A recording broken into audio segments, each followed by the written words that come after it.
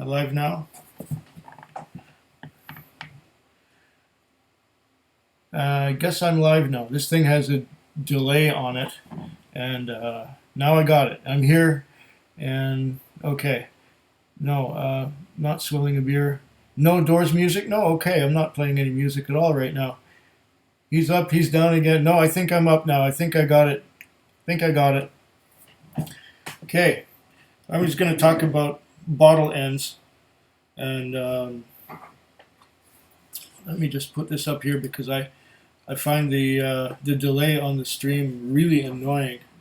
It shows you yourself on the screen, and it's delayed, so it's about 20 seconds ago is what you're looking at. But now I went back on the live one, so that's easier for me to. I can look at myself and say this is working.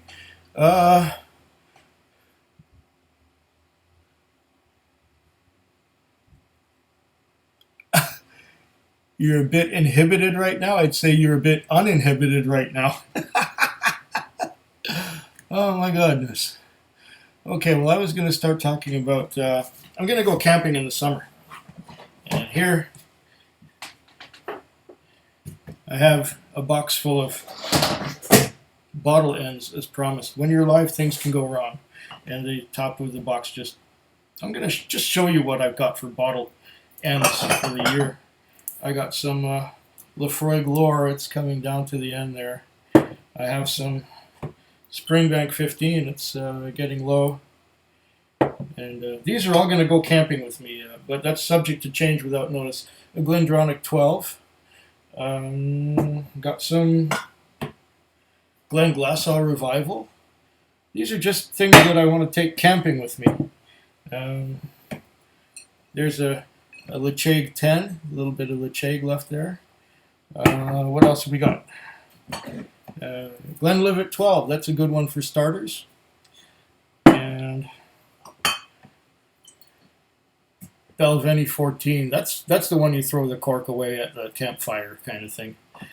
What else have we got? Got some Bell Blair 99 left over. These are just the ends, things like that. And Aaron 14. Oh, this is going to be quite a camping trip. And I'm already preparing for a camping trip that's going to happen in like 2 months. Oban Little Bay. Might as well start putting them back in here. Got some Glenkinchie 12. That's another good way to start. And some Kilchoman 2006 edition. That's another good. Well, that's not quite a heel yet, but I might take a nip or two from that before I'm done with my with the final edition of this box. Got some Woodford Reserve Rye, just a little bit left there. Let's get these back in here.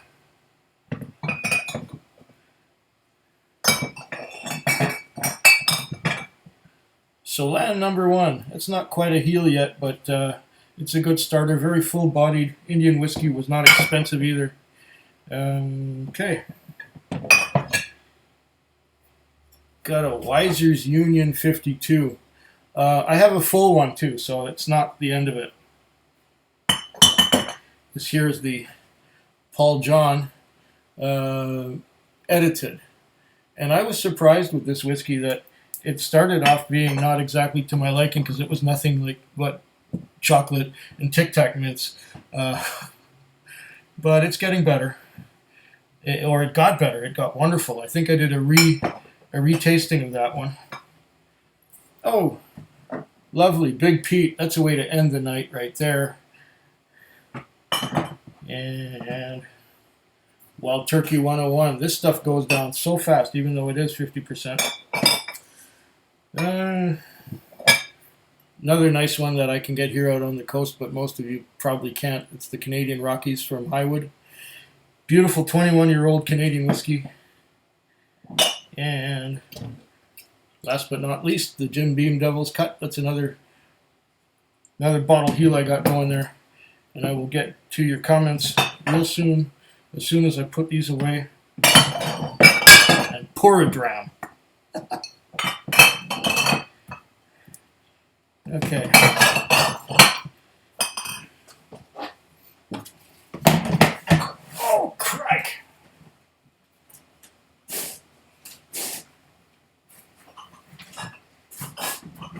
Okay. Now you know what's in the box there if you ever see it in a video.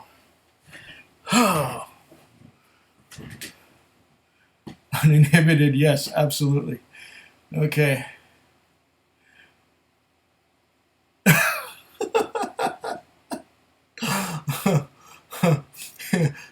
Someone has got to name a Scotch after you, a 21-year-old big peaty character full with a long finish. Well, the way I've been doing with these live streams, it would have to be a long start because... okay. Martin Calmer was just watching the taxi vlog. Yeah, I just finished doing that shortly after I woke up while having my dinner. I edited that thing together. And if you're wondering, yeah, I know it's a Cutty Sark, but it's a starter. I'm starting, it's 40% alcohol by volume. Always start with something light and easy to drink. That will make the stronger ones go down much better, much easier. All right. Doll in Holland again, with a picture of you on the front with a backstory. No, but that was, I'm not even a celebrity. And yeah, sell it for $15. Big and peaty, and I don't want the profits. Why would you put a Scotch with my name on it? I don't know. Okay, Lore, 9 out of 10. Bank, okay, 9 out of 10. Live It, 7 out of 10. Oh, interesting. Okay, we got ratings here. Balvenie Caribbean, 7.5 out of 10. Really, I love that stuff. Aaron, 14, the same. Oban, 6 out of 10. Oh, maybe at first when you first open it, but that 6 out of 10 becomes at least a... I don't even rate whiskey. I just go qualitatively. I just say what I like and what I enjoy. And Woodford Rye, 6 out of 10. Don't know Solana or Weiser or Paul John, Big Pete, 8 out of 10. 6 out of 10. Oh my gosh, you're... Like I said, triple cap. I don't rate whiskeys, but I'd say you're quite a discerning kind of whiskey drinker. Ugh, Devil's Cat. Well, yeah, well, I had to try it because a friend of mine who lives on the prairies said that he loves it and it's great. And you know what? Just the other day, I had a Devil's Cut to begin with. And after the Devil's Cut, I had the Elijah Craig 12. And you know, that Devil's Cut made the Elijah Craig 12 after it taste so good. Fantastic. Devil's Cut 4 out of 10. Well, it's a little rough. It's a little young. It's kind of woody, but it makes anything you drink after it much nicer. That's kind of why I'm drinking the Cutty Sark right now. Pardon, I'm a butt drunk right now. Yeah, big fan. Could you tell me what you think of Smokehead? Ah, Smokehead. I did a video about Smokehead some time back. At the same time as I had a bottle of Smokehead going, I had a bottle of Lafroig Triple Wood. Now, you can't compare it to Lafroig Triple Wood, but I had Smokehead, and it says it's, if I remember, the writing on the tube said it was really turned up to 11 or something, or really strong and rock and roll and smoke and sherry and everything turned up all the way maximum. But no, I found it kind of on the weak side. It could have used more of everything. The flavor profile is okay, but you kind of wonder why they don't put a distillery statement on it. I think it's a variation of Bowmore. I'm not sure though. But yeah, Smokehead. I don't think I'd buy it again. I'd buy it maybe as a gift for someone who is getting into peated whiskey or getting into sherried whiskey and wants to go either direction. Mm-hmm. Yeah, Smokehead. I guess I would probably save my money for something else. In fact, that's what I'm kind of doing nowadays. I'm saving my money for. I've got lots of bottles of whiskey. I've got lots and lots, but I'm going to start going towards the higher end. Maybe not buying so much, but buying higher quality. Okay. Oh, Patrick James. Here we go. Just finished the taxi vlog too. Didn't comment because I couldn't think of anything to say. Well, that's fine because it's just a great big hodgepodge. And if you've seen a taxi vlog before, I say just about the same thing every time. Oh, here's my day. Here's how it's going. I had a rough time. Blah, blah, blah, blah, blah, blah, blah. That was the stream of conscious. Yeah, I have that. I do that sometimes. I sometimes I sometimes forget what I'm saying right in the middle, and maybe I take over and start again, or I just start thinking about something else. When something else enters my mind, I forget what I was talking about, and yeah, okay. Consciousness don't take serious. I don't take anything. No, I can't take anything serious on here. If I did, I would have just stopped it and gone and run and hide. Do something else. Famous grouse smoky black with 20 drops of Benro peat smoke. Yeah, I'm only starting to do the blending thing, guys. I have my little blend here, which is, I made a video about it, and I added a bunch of, about so much of Gibson's Sterling to it, and that's made it a little smoother. But it's still very smoky black. I got some smoky black. I don't have any Ben Aromic right now, so talking about my ratings. Oh, okay. Stream of consciousness ratings. Oh, okay. Okay, sorry. I don't always follow. Age will do that to you.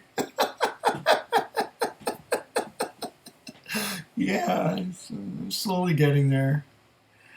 Memory's gone already. I forget the names of streets I've been driving for the last 25 years. But it comes back, as somebody gives me a street to go to, and I go, okay, wait a minute, what's that close to? And then they say Lochside. Oh, yeah, I know the 3rd Street from the end. Yeah, okay, I know that, yeah. Okay. Hair grows out your nose and ears? Yes. Okay, hair has been going away here, but it's been replacing itself in other places, so, yeah. I know. I end up picking the little nose hairs out. Ears, I don't know. I guess there's some there. I can probably... Oh, yeah, I can pull some hairs on my ears. That.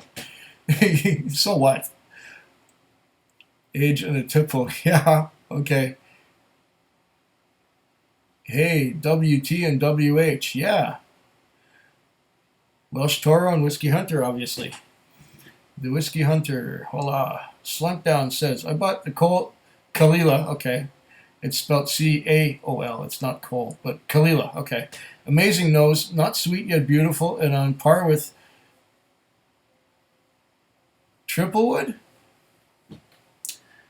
I'm only like 48. I'm closer to 53, but there you go. Unless you're talking to someone else.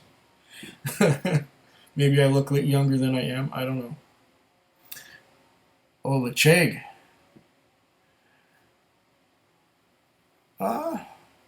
Kalila's very nice. I agree.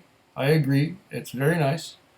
But I wouldn't quite put it in there with Lecheg and Triplewood. Yeah, got that. You have some old Ledeg Whiskey Hunter. Or Lecheg, sorry. Old Lecheg. You mean one that was opened long ago, or one that's bottled in the early 90s. Oh, that must be interesting. That must be very interesting. Yeah. That must be nice. Unfortunately, 20-year-old. Oh, so bottled in the early 90s, and it's 20 years old. So it's from the 70s. Oh, you did? Yeah. I only recently started watching your videos there, Whiskey Hunter, and I'd have to go back in time to check the reviews. Oh, there he is. There's Pinto. Roxy Music's Virginia Plain is stuck in my head. Oh, okay. Well, it's good to have you here, Pinto, because I'm here because of you. You're the one who couldn't make it on Sunday, so I'm doing this kind of before party. And yes, thanks for joining. Absolutely.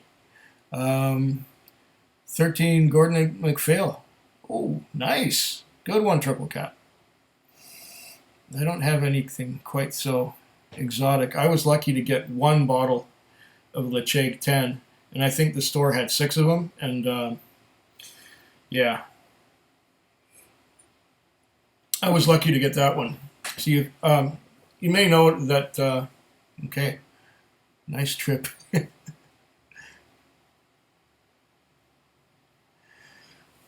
um, Kalila's 12 is good there, Slump Downs. Don't get me wrong, it's good.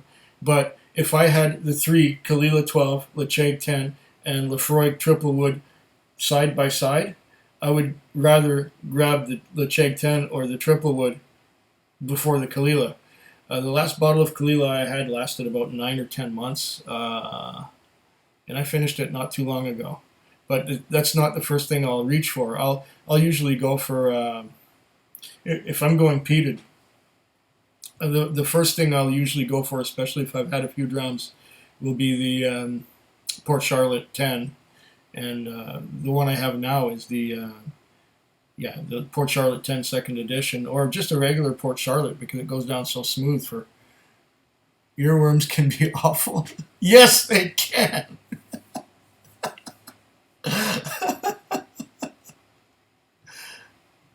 Gordon and MacPhail, 11-year cask strength.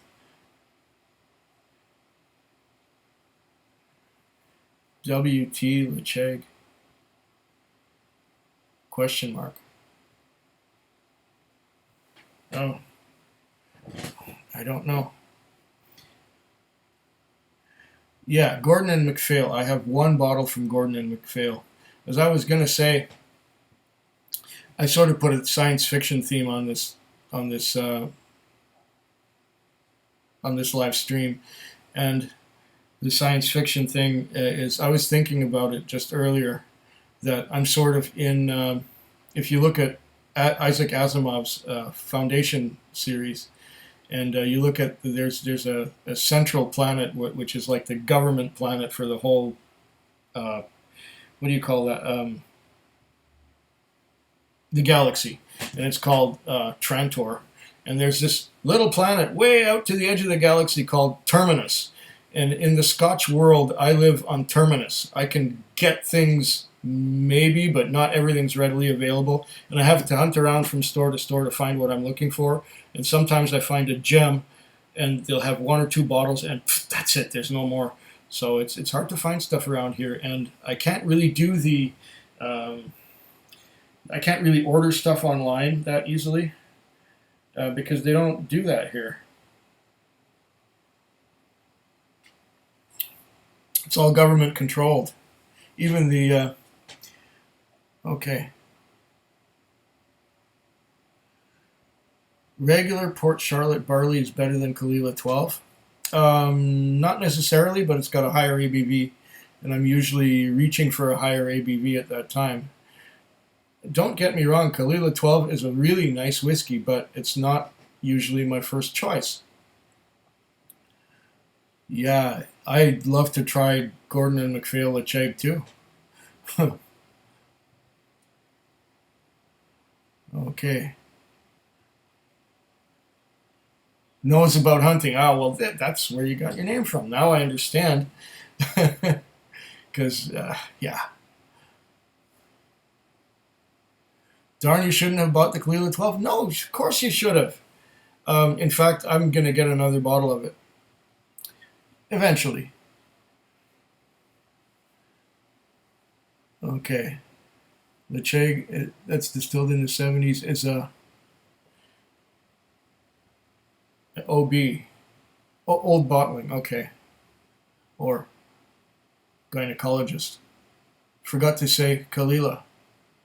Oh, it says Welsh. We're okay.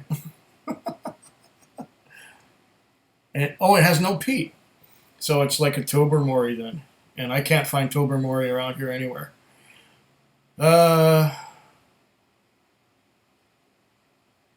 Kalila, anything is good. Yeah, and I only recently found out there's, what was it, last week when we were doing a live stream, there was a Kalila, unpeated Kalila.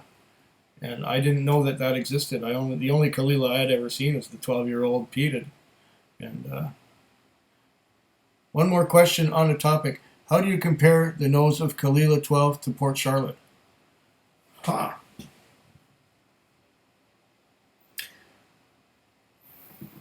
Good question. If I had the two in front of me, I could tell you right away.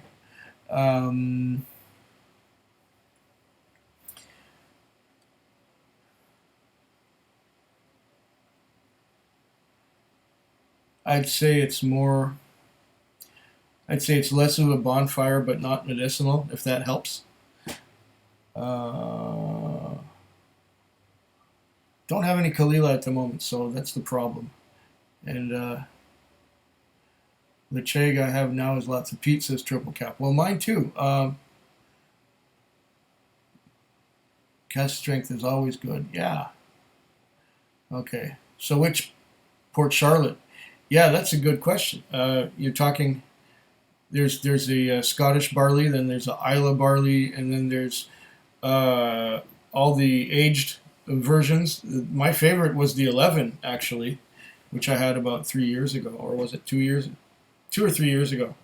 That stuff was fantastic.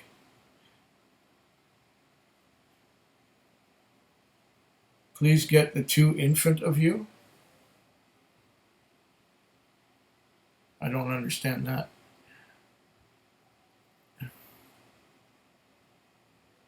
The 2 in front of you? What 2?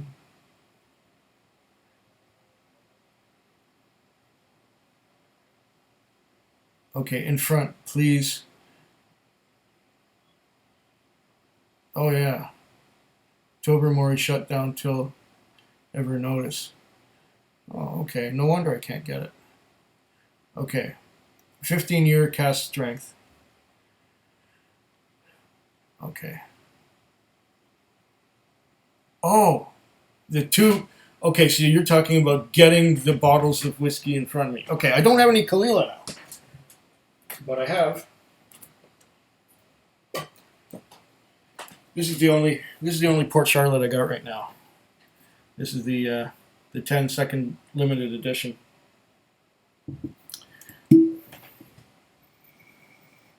Okay, I'm getting peat. I'm getting creosote. I'm getting beautiful medium and dark fruits. It's just a beautiful blend of.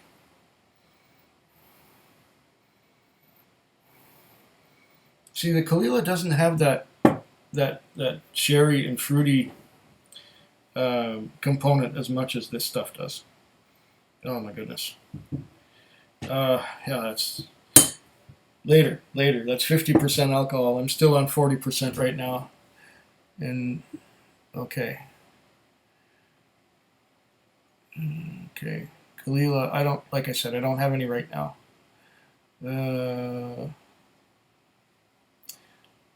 Okay. Scottish barley, yeah, okay, I don't. So you're asking me if I would prefer the Scottish barley over the Kalila? Yeah. I would usually reach for it more. When I had both here on my bar, the Kalila lasted about 9 or 10 months, and the Scottish barley 2-3 months. Boom, it's gone. Okay. Had some Tobermory last year, and it was terrible, says Martin. Well, I heard people say that. I haven't tried it myself. I think Swami malted in Montreal said he didn't like it. Or was it him? I'm trying to remember who said what now. And said it was terrible, but loved the Lecheg. Maybe it wasn't him. You watch enough people on here and it becomes a bit of a blur. I can't get the Port Charlotte 11 here. No, nor can I.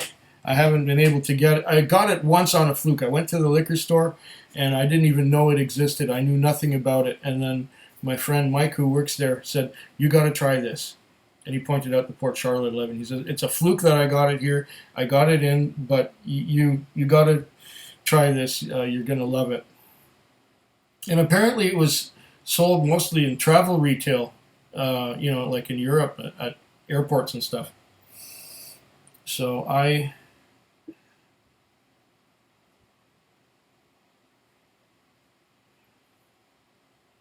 yeah, 11 Port Charlotte. Good luck getting it anywhere.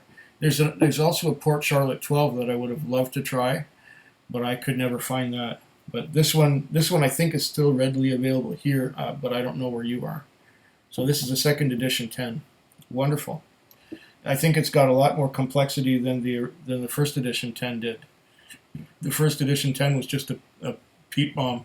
It didn't have any of that fruity and that balance and that complexity. Gordon and McPhail cast drink gets really cloudy with water. Lecheg and Tobermory. Okay.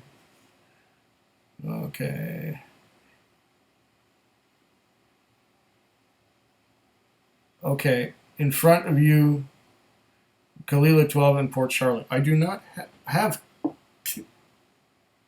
Kalila 12. I'll have to go get some. I was going to go whiskey shopping right about now, but I'm doing this instead. So I'm going to do the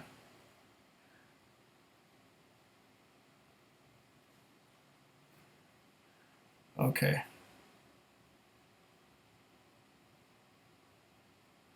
The two in front. Okay. What is going, Alan? Okay, who's Alan? I don't even know. I'm just getting into this. I'm just to try the nose. Yes, but I don't have both. We're delayed with communicating. Okay. Yeah, I'm sorry. I'm a little slow. G&M cast strength Bal Blair that did that. Okay. Tobermory 10 with water and lots of time in the glass.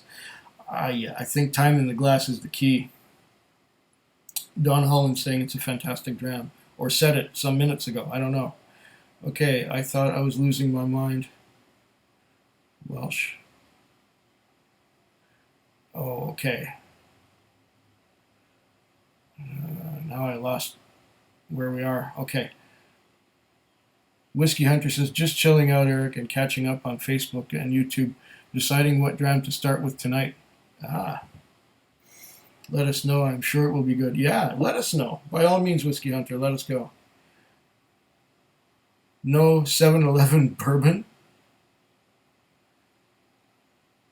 They have, they don't sell bourbon at 7-Eleven here, if that's what you mean. What dram am I on right now? Cutty Sark.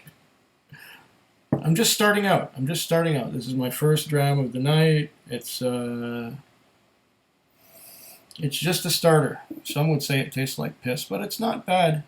And on trying it more often, it's more like the Prohibition edition, and the Prohibition edition is fantastic. The Cutty Sark, it's 50% alcohol by volume. It's got a lot of toffee and caramel notes, and it's a lovely blend. Okay. Haven't had a dram yet. Oh, you're asking him or me? Anyway, Don Holland. Tobermory 10 is a mystery dram. I like it more than Lecheg and love my peat. Huh. Interesting. Okay, you recall someone asking me to do absinthe. I know it's not whiskey, but I love you to did a review on that. I'll have a look into it. Don't you have to heat something up and put something else on ice? I've never tried it. I've no idea what absinthe is like. But yeah, someone did ask me to try it. And yeah, I'll eventually try it for sure. I'll look into that.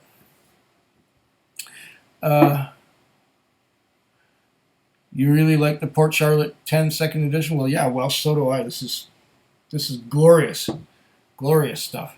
I don't know if I'm going to have any tonight, but okay. Oh, there's a lot more here, and there is a lot more here. We've got 9 people watching.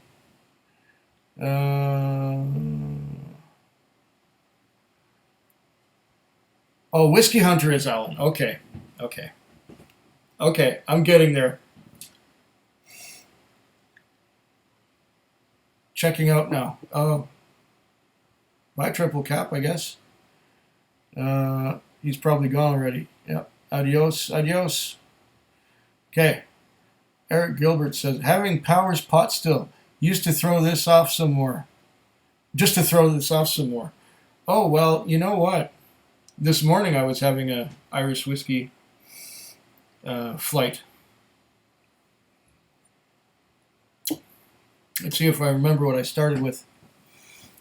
Powers pot still. Actually, that's a good idea. I might do that next. What did I have this morning? I started with the Redbreast 12. Then I went to some Napog Castle. And after the Napog Castle, I did some Kinahan's. I think it was Kinahan's small batch. And then I did the Green Spot Chateau Leoville Barton, which was wonderful. And at that point, I fell asleep right here at my computer and woke up like 3 or 4 hours later going, okay, what was I doing? Oh, yeah, I was editing a video. I was in the middle of editing a taxi vlog. Okay. Slink down. I wanted to see what all the fuss on triple wood was all about. So I bought the triple wood the other day, and now I know. It's silky and just so amazing. You have good... Thank you. Thank you. Yes. I think I know what tastes good. If it tastes bad, I'll let you know. But yeah, the Lefroy Triple Wood, if I could get it again, I know I could get it in Seattle, but if I want to go down to Seattle, which I'm going to do later this year, I already got myself set on some ECBP, which would be Elijah Craig Barrel Proof. And as you may or may not know, I'm only allowed to bring 1 liter across the border sealed. And any more than that, I would have to pay duty on it. And I don't want to have to pay duty on whiskey. So if I get down there to one of these big stores called Triple Wine, I know last time I looked, I could get Lefroy Triple Wood, or I could last year. And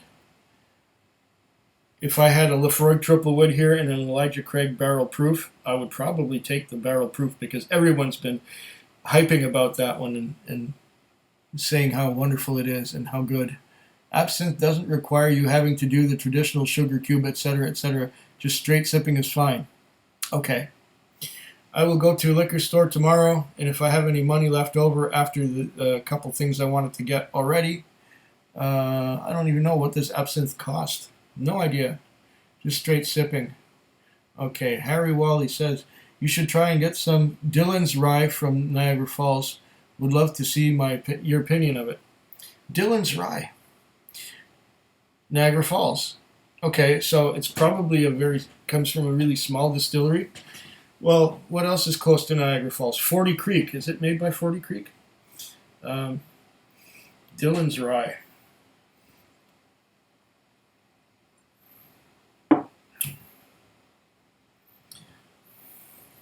If I ever find some. If I find something I've never tried before and it's affordable, I'll get it. Like I went down to the store, what was it, a couple weeks ago, and or a month ago, and somebody was talking about High West. I think the Scotch Test Dummies did that one in their rye shootout, High West Rye, and I thought, oh, they rate this highly. I think I should give that a try. So I went down to the store and I saw the price tag on it. It was like $160, so I just thought, whoa, $160 for something I've never tried and don't know? Okay. Dillon's Rye. Oh, Wendy! Wendy! Don't know much about Scotch, so don't have much to add to the topic, but I wanted to wish you a good night and the rest of your weekend. Thank you! Thank you. I'm resting up now. I had a very crazy Friday night. It was like insane busy, ridiculous. Thank you, Wendy. I appreciate that. Wormwood is great in a tent. Huh. Wormwood. Absinthe here in Manitoba is $50 to $60 and between 55 and 60 ABV. I hear it's really good. I think you'll like it. Okay. I'm gonna give it a try then. 50 or 60 bucks. Yeah, I could maybe go on a punt there. Let's see, where are we? 9 people watching. Oh, here we are. Dillon's is a small distillery and just started doing rye last year. The first release was Cask Strength. Google them. You can order it on. I can order it online in British Columbia. I wonder. Okay, let's do that while I wait for some more comments. All right.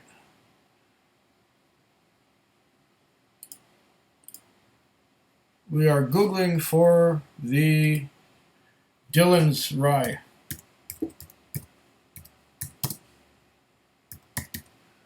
Dillon's rye. Google. Dillon's small batch distillers rye. Okay. Okay, Dillon's white rye. Okay, they got it at LCBO. Dillon's rye whiskey, 59%. Woohoo! Fancy bottle with a wooden top on the cork. It's like a square bottle. Looks like a Glengarry bottle, actually. 59%. Hot and sweet with dark fruits, creamy cereals, hints of pansies. Then lush with high esters and sweet Niagara fruits, apples, peaches, burley tobacco. Takes us into the lower registers, as do hints of oak, a bright, lively, potent. Okay, this is one of those local distillery things. I don't have too much trouble getting stuff that's made in British Columbia, but getting stuff from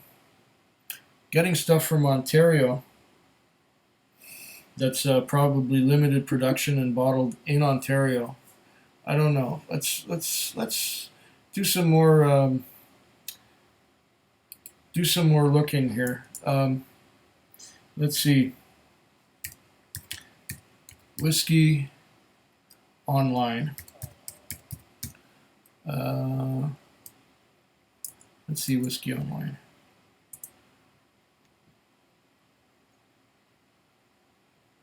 Okay. Not just whiskeyonline.com, not just another whiskey shop. Okay, so where are they located? Whiskey online. They're probably...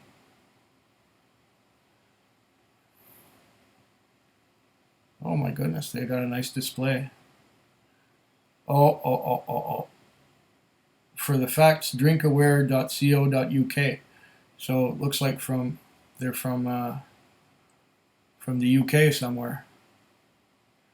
Doesn't say. Well, wait, maybe I'll look at the top here.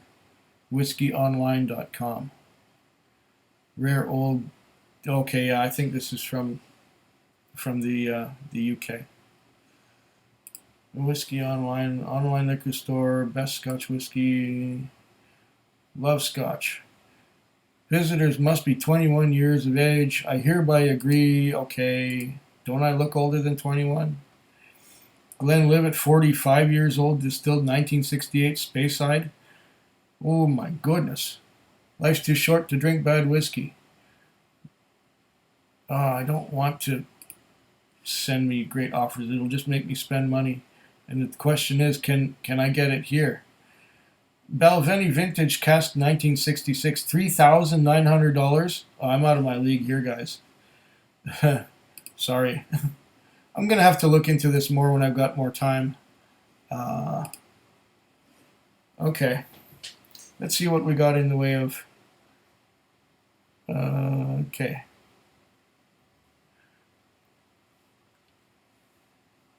All right, here we go. Harry Wally. Dillon's is a small distillery. Okay, got that. Dillon's makes absinthe too. Oh, do they? Okay. Lyle. Oh, Lyle Vance. You're back. Where that... Troublemaking getting into your personal... I hate to tear... tear him a new one? He's not here right now. If he is here, look out for... His name would be Rubber Wilbur. Yeah.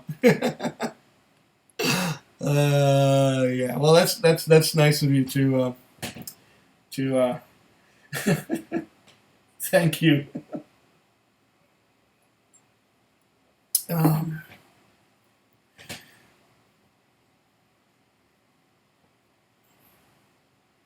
Maker.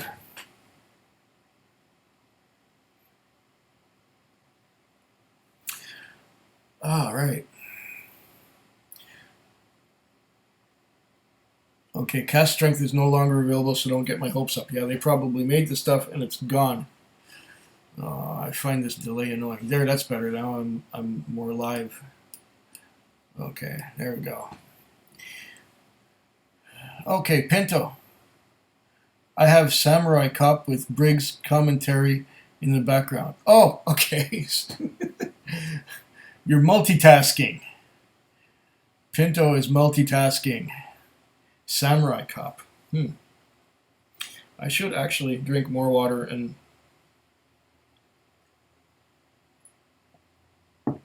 to go down with this.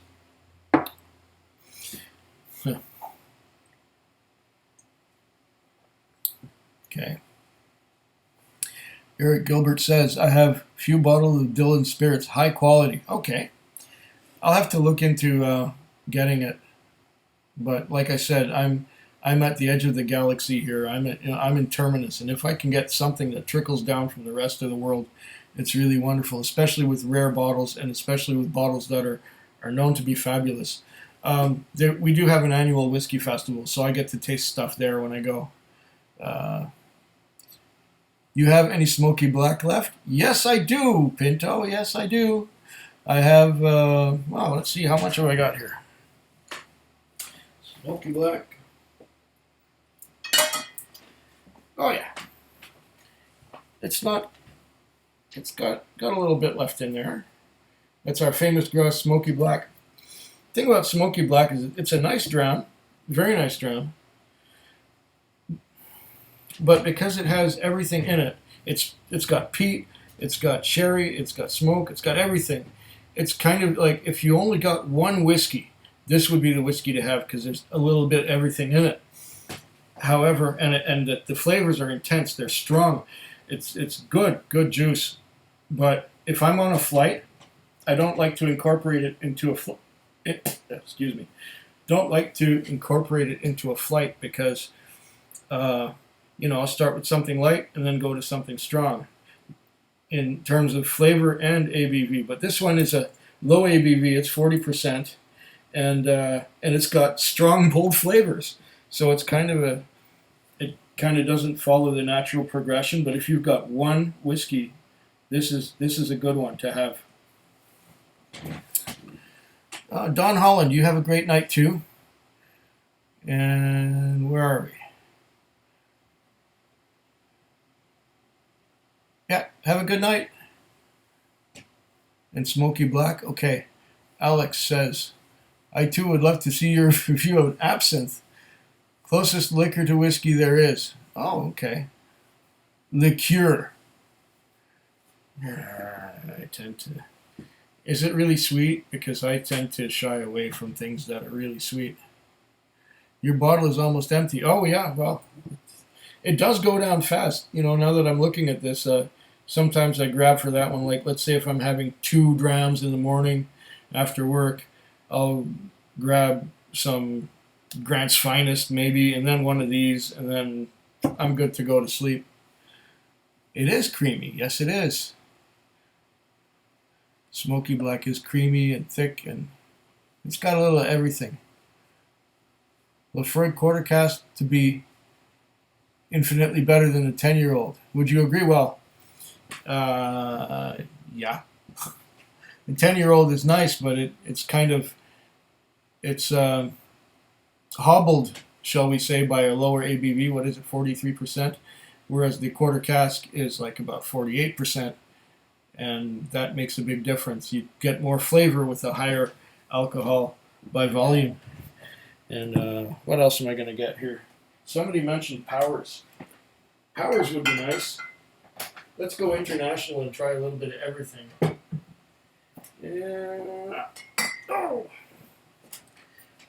I like this stuff. I like Powers a lot. Oop. Oh, where are we? Is not sweet at all. It's herbaceous and medicinal. Okay, see, that's how much I knew. God, I love quarter cask. A quarter cask is very nice. Very nice. Like black licorice. Oh, the Powers or the quarter cask? Wait.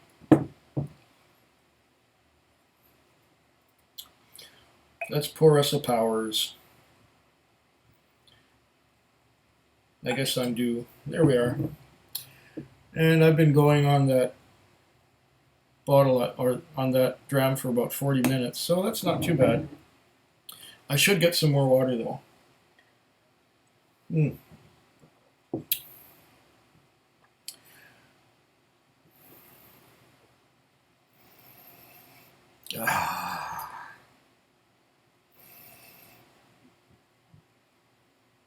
Yeah. Oh, this is grand. Let me get some more water.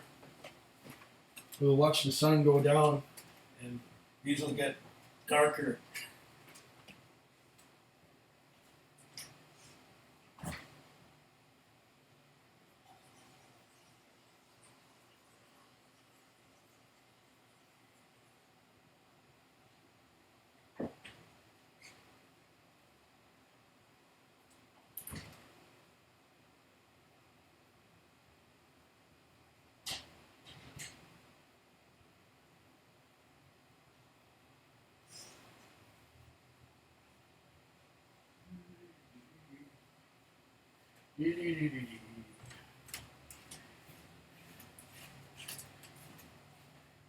I got an earworm. Carry on, my wayward son.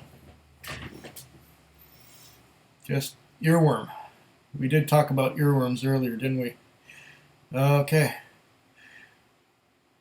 Easy drinking and bold flavor? Yeah, I concur. Let's see. Tastes like black licorice. Yeah, there's some on the nose, definitely. Quite a bit. How would you rate Johnny Walker Red Label? It's been quite a while since I've had any Johnny Walker Red Label. Quite some time, actually. I found it kind of harsh. It's good if you want to mix it with something. But, you know, I should actually get a bottle of Johnny Walker Red Label because it's not expensive. And I should actually do a video of it. But I've got so many whiskeys that I want to do videos of now, and I don't want to completely overload you guys. I mean, this week or in the last week. All right, last week on the weekend, on Saturday night, after I did my shopping, which I would have been doing now, I went and made 5 videos on Saturday night, intending to put them up over the next week. And that got kind of sidetracked. I put up 3 of them. There was the Gibsons, the Johnny Walker Black, and the Bowmore 12. And I still have a couple more videos left over from last week. So you're going to get really sick of seeing that Happy Treat Friends t-shirt that I was wearing a week ago.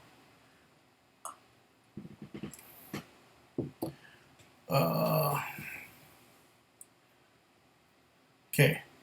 Welsh Toro says, my problem with Freud 10 is the low ABV, and the 10 was bottled at... Oh, if it was bottled... Oh, where are we? If it was bottled at 46 degrees, it would be 46%, not degrees. It would be great. Yes, it would. Nick, question mark. Oh, what does this mean? Go to channel, report, remove, put user in timeout, block. No, I don't want to do any of those things. Nick can be on. That's fine. What's the question mark for? I don't know. Leo Frog says, oh, and you mentioned in a vid you were wondering the ABV of triple wood, it's 48, just like the quarter cask. Okay, so I was right. Yeah, that's what makes it great.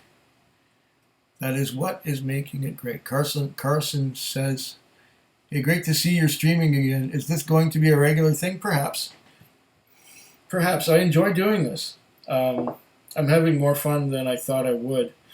When I first, my only problem is getting this thing to work every time, and now I know what to do, and still, even though I know what to do, it takes a few tries. I think it took about 17 minutes to get on. 17 minutes longer than the time I thought it would take. You know, I click on this, I click on that, it said authenticate. Yeah, okay, let's authenticate, let it go. And it doesn't authenticate. And then I had it going, but when I click on something, I get it going, but I don't think it's going yet, so I click it again, and then that shuts it off. And I should just wait for it to sort of come on and get online and get working. Okay. I think it's going to be a regular thing. Like I said, I enjoy doing this. Leo says the absinthe tastes like black licorice and is herbaceous and medicinal. Okay, now I know what tastes like black licorice. Gotcha. Don Holland says Johnny Rotten. Okay. I don't know where the Sex Pistols came in, but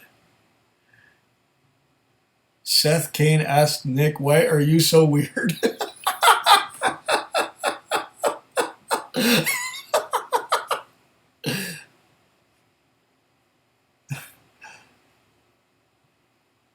Hey, don't laugh. I like it rough sometimes.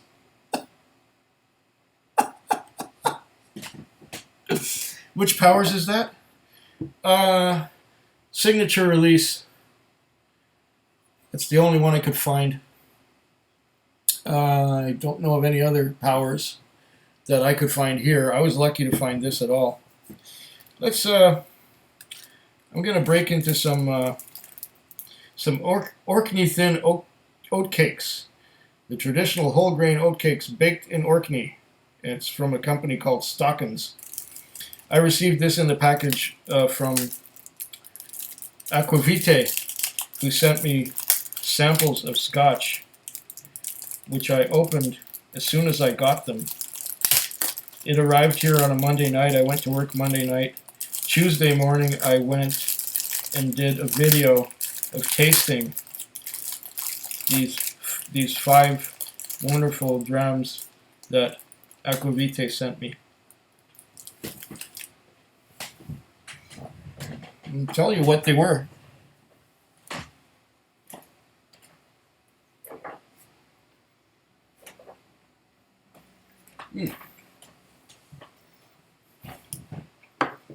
Oh, wow.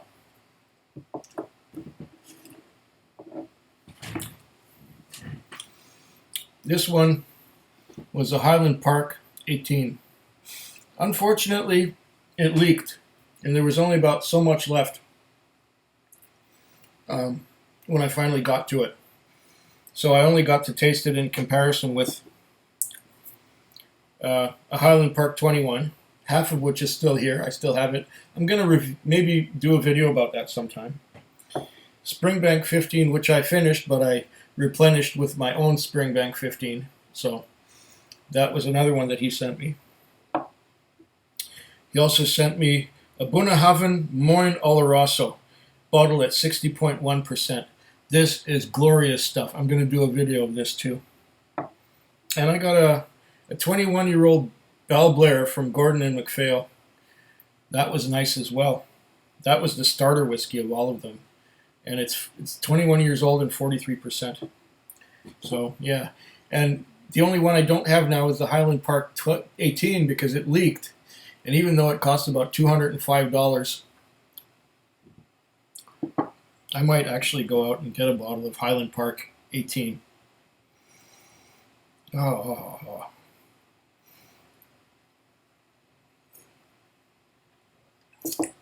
Oh, Johnny Rotten is alluding to Johnny Walker Red Label. Okay. It takes a while, but I do catch on.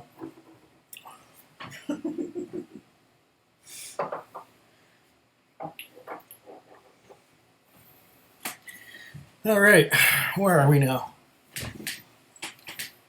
Okay, I did answer which powers that was. The signature release. Maybe they got some other versions. I'll have to go hunting again. Maybe tomorrow. Pinto says, ever tried chartreuse? First high ABV liquor. Chartreuse is my current grail. Expensive, 150 for 1 liter. Chartreuse, VEP.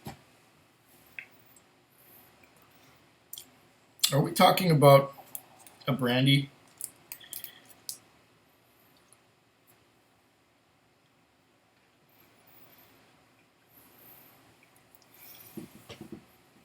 I'm not much into brandies.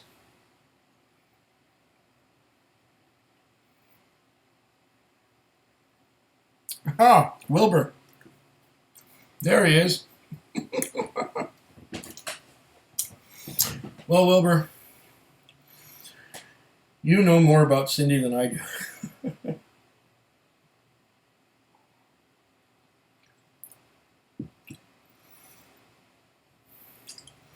You got into that woman's mind. Here he is, Lyle. You want to talk to him? If you're still here, that is.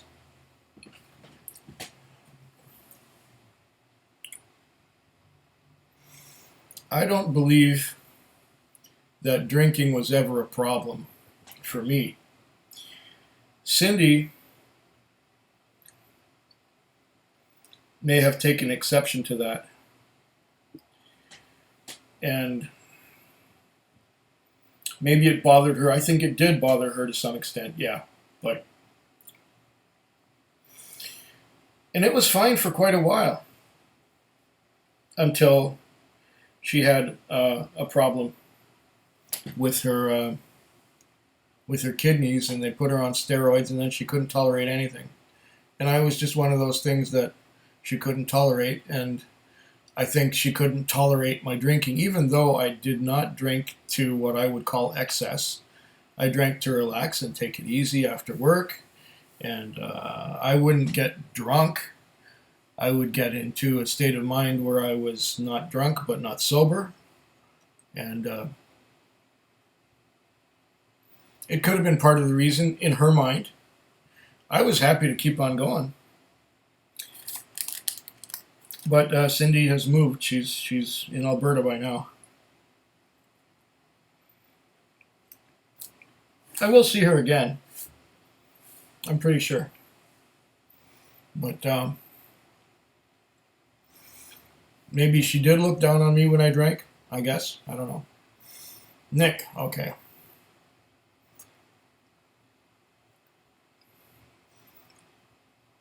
Hey, don't laugh. I like it sometimes. Okay, Pinto. Did you know that Cutty Sark Prohibition is shipped with 6 bottles in a wooden box? Should ask your store manager if they would give you the box. It's a really neat box. Yeah, but where would I put it? I don't need clutter. I'm sure it's a neat box. Very nice of you, magnanimous even. Okay, I'm trying to figure out who Nick is talking to here. Okay. Copper Pot and CRNHR. No, you don't need to ask the next question. I do not have them. I have not gone shopping yet. I have not gone shopping since last Saturday. I would have gone shopping today and probably got some, but... And the next question, no, nothing has arrived yet. Nothing has arrived yet. Maybe during the next week. Johnny Redrotten, yes, okay. I did catch that. Thanks, Don. Harry Wally,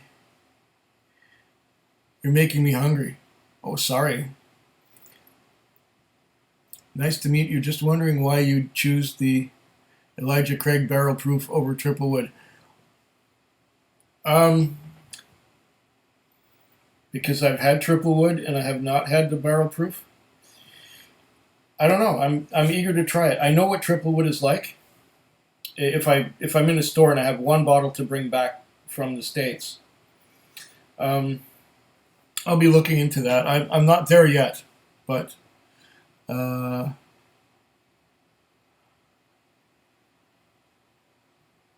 that's an interesting name you got there. Who's asking me about the barrel proof and triple wood? I don't know. Uh, Nick, tell you what, I can get hammered just as quick as you fellas on less income too. There you go.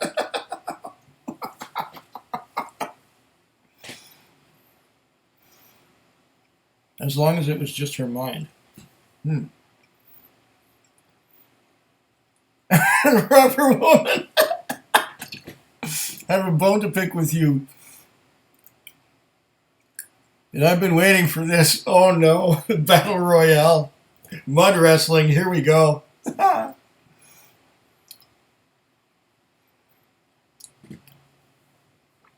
Chartreuse is a bitter medicinal, herbal maybe. Carlson, speaking of Irish whiskey, I really like Green Spot. How would you compare it to Powers? Oh, both nice, both very nice. The Green Spot I have here, that's the one with the sherry, the wine cask, the Chateau Leoville Barton. Hmm.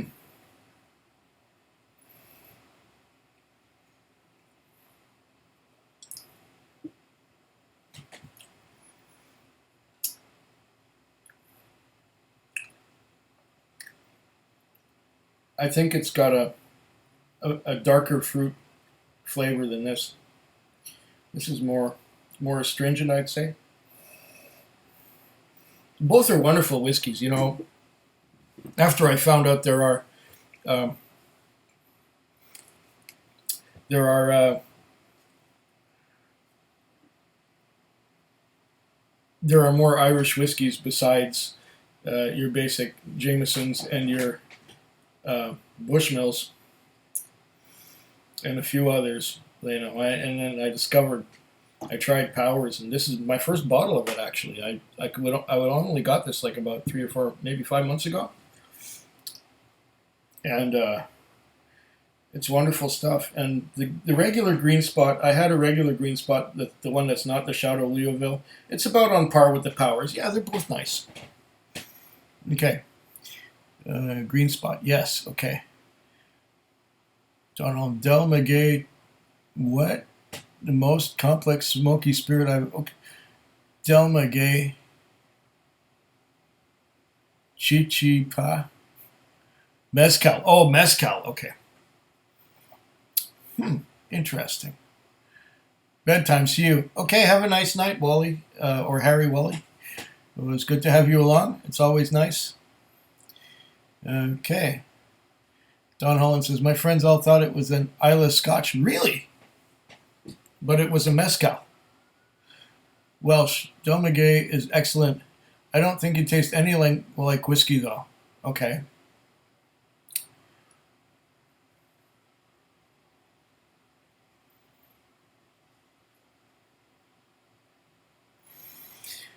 Oh, here we go. Jonathan Bender says, hi, Food Quig. My friend Anthony recently passed about a month ago. Oh, sorry to hear that. From time to time, we'd have a Lecheg 10-year-old together and shoot the shit. Just wondering if you'd have a Lecheg 10 in memory of Anthony. My next dram. I only have a bit left, but yeah. Hey.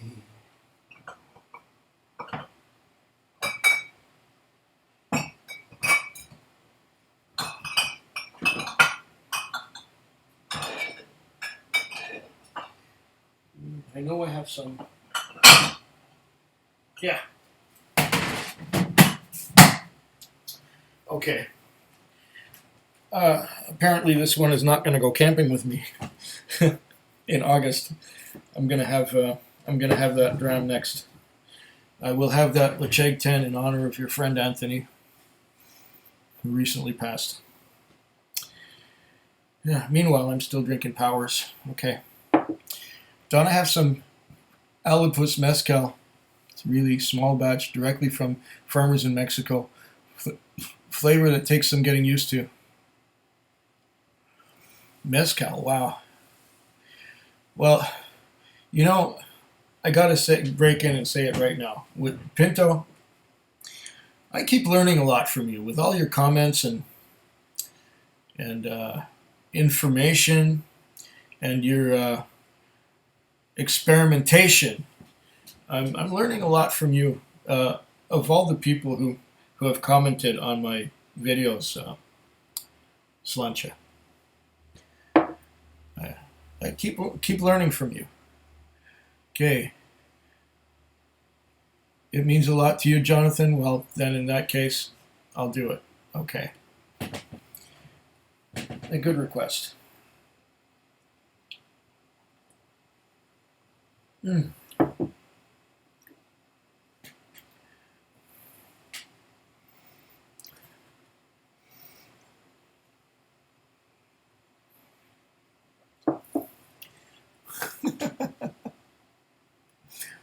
Okay, let's look back here. Looking back here, yeah, there's Wilbur. Wilbur and Lyle Vance. Okay. Have they chased each other somewhere else? Okay. Del Maguey is expensive here in Canada, 120. I never really looked at it. I don't usually look for mezcal when I go to the store. I just go to the whiskey section and go for that. Mm.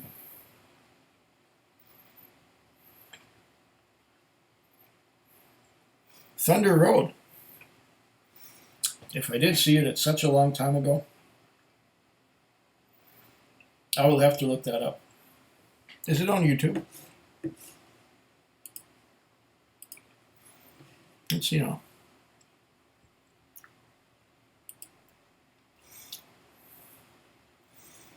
YouTube. Search. Thunder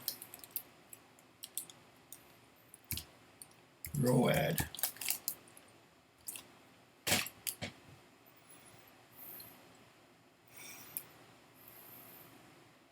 Bruce Springsteen. Robert Mitchum sings the Ballad of Thunder Road. Bruce Springsteen, Thunder Road movie, 58. Full movie. Watch later? Yeah, I'll get to see that eventually. Yeah. It's on my watch later list already there, Pinto. Okay. I can do that.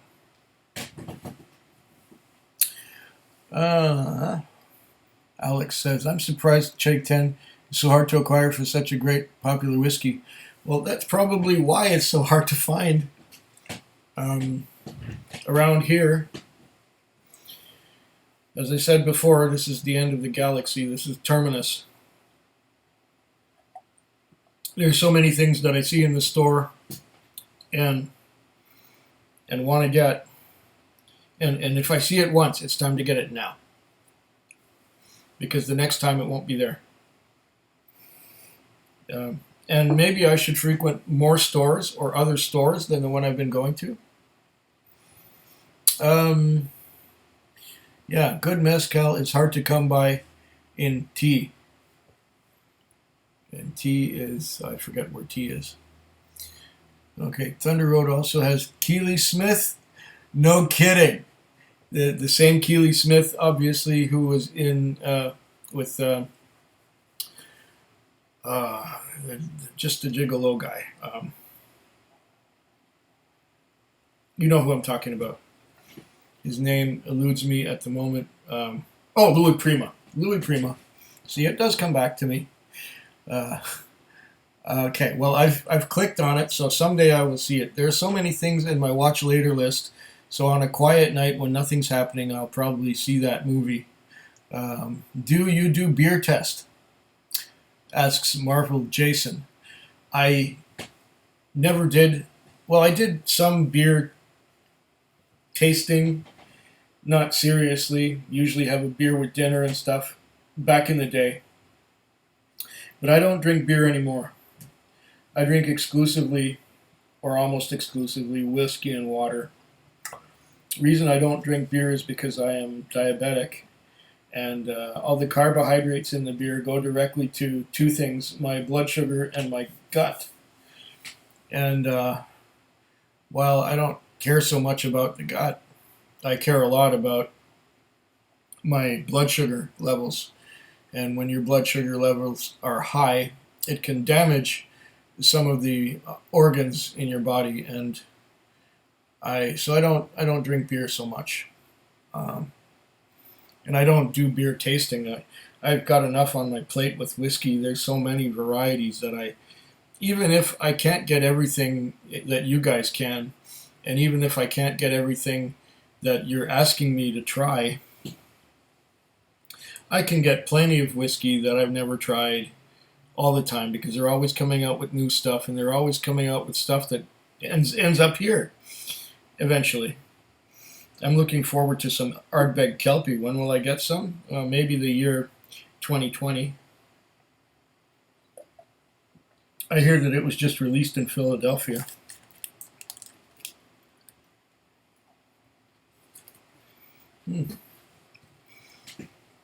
Oh, these things are good.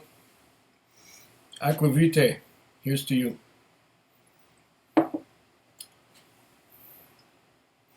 Mezcal ain't cheap. It's craft and usually produced in small village batches. Yeah, okay. Welsh is right. Robert Mitchum was a Renaissance man, a writer, a director, a singer, and a reefer user. Okay. He was quite a character. I just finished watching, or I'm sort of in the middle of watching The Winds of War, which was a miniseries back in the 70s. And then there was a sequel to it, which I was starting to watch. And Robert Mitchum starred in this miniseries. He was good.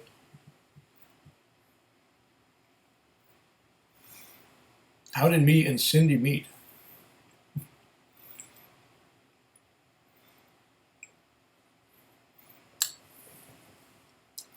The back pages of a free magazine.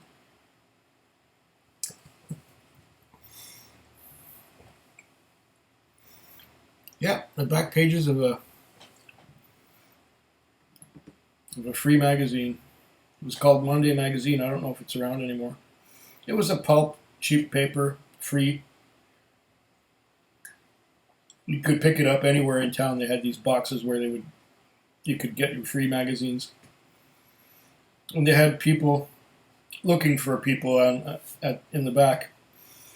And you could get yourself a voice mailbox with them, with that magazine, and you'd pay to have a voice mailbox. And I did that. I paid to have a voice mailbox, and I listened to. At the time, I was 35 years old, and I listened to the ads of all the women in my age group between 30 and 40. None of them sounded good.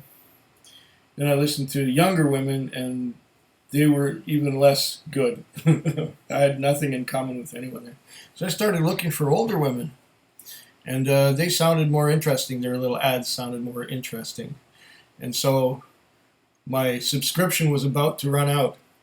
And so I left messages on the mailboxes of 10 women. And Cindy was the one who answered and actually talked to me on the phone. And we got to know each other on the phone over about a week's time. And after doing that for a week, we were chasing each other on the phone with each other's phone numbers. We decided to meet. And then we met, and we hit it off immediately. And well, it's a long story, but it's a long story. Cindy's, yeah, we're still friends. Old Black Magic, Keely Smith solo.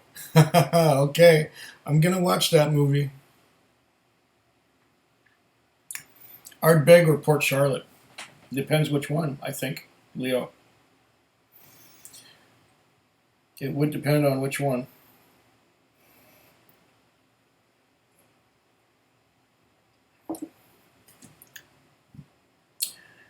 I take any Port Charlotte over Ardbeg. Um, what was that one called? Ori Verdes. And for some reason, I'm not a fan. I know people will say that I'm talking blasphemy now when I say that I don't like the Ugadal. Some people love Ugadal and they swear by it and they think it's wonderful and fantastic. I don't like Ugadal. There's something about that peat and that fruit that, to me, clashes rather than sings a harmony. There's no other way I can put it. So I take any Port Charlotte over Ugadal or Ore Verdes, but I would take Corey Vrecken over. Maybe I'm answering the question right now. Port Charlotte over Ardbeg, usually. 80s Chet Baker is entering my ear. Oh no, I'm not even sure what that is. Maybe I'll have to. Kelpie was just released in Ontario for 202. Maybe I'll get to see it soon. Director's Special, McDowell's #1 Reserve. Never tried it. Don't know where you can get it. Not around here anyway. Why does the LCBO stick it to us? Well, so does the BCLCB. Yep. So Marvel Jason. McDowell's #1. I've never seen that here. That is, I guess, a blend. Okay. Got a dram of JW Double Black. Not better than black, just different. Okay. I have a bottle of it here too. I haven't opened it yet. I will in the future. There are enough bottles that I haven't opened yet. My username is nothing person to you, lol. Personal. Okay, well, I appreciate that, FU. I appreciate that. Winds of War was produced by Dan Curtis, producer of Kolchak the Night Stalker. Great made-for-TV movie. There you go. And I was doing I was watching the Kolchak thing too. I've still got a lot of episodes on my watch later list. So good producer then, that Dan Curtis. See, you're full of information, you Pinto, you. Lots of information. Keep learning a lot from you. And I don't say that to very many people.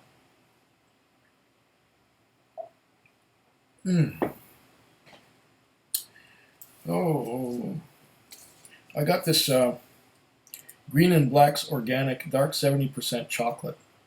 Also, which I received in that package from Aquavite.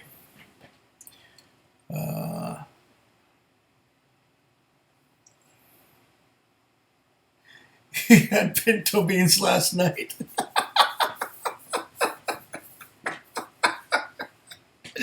Girlfriend wasn't pleased.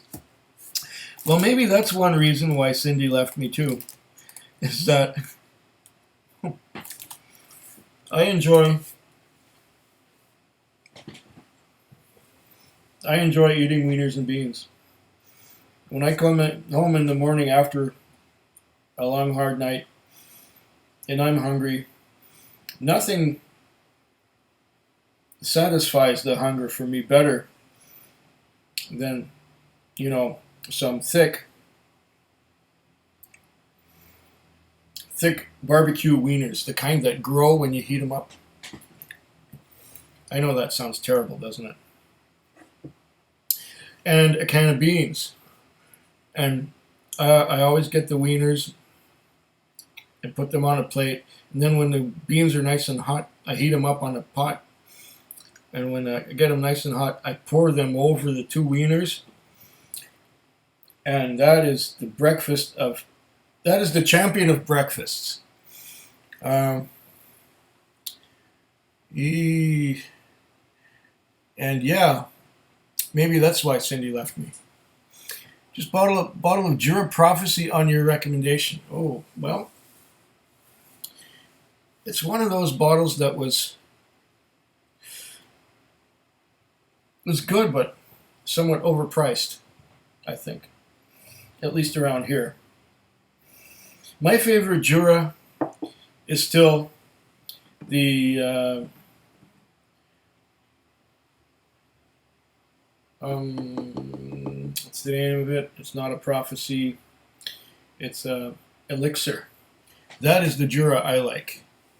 I have not seen, or I have not tried the Jurach, which is their higher ABV, older age version of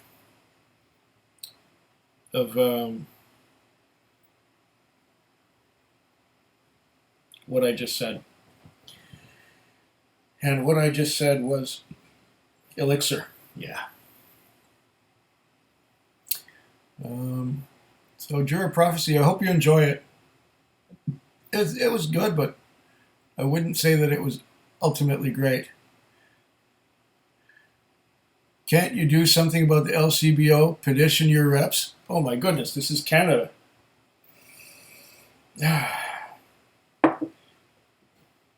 And, well, yeah, you guys have the LCBO in Ontario, and we have the BC LCB, so I guess we're even. But the thing is, Ontario has a larger population than British Columbia, so they'll get more stuff than we do, even though they have to pay a lot as well. Can't imagine anyone leaving you. You're the greatest ever. Well, thank you. Thank you very much.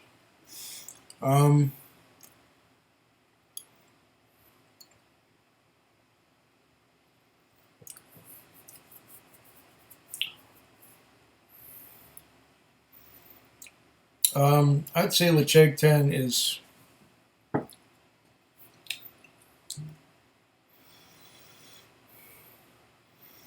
heavily enough peated.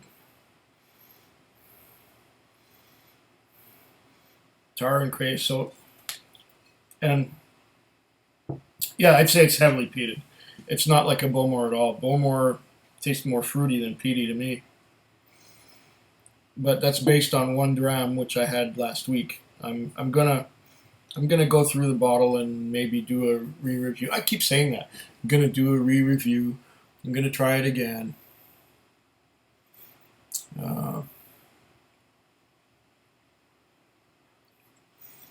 Yeah, found it for $84.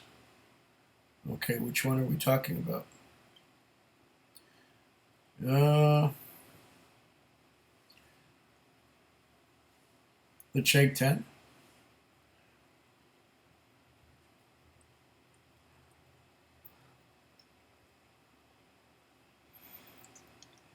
Actually, my name is inspired by the last 2 words my ex said to me before she left me with my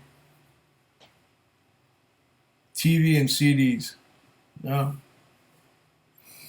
I think one of Cindy's complaints was that I'm on the computer too much.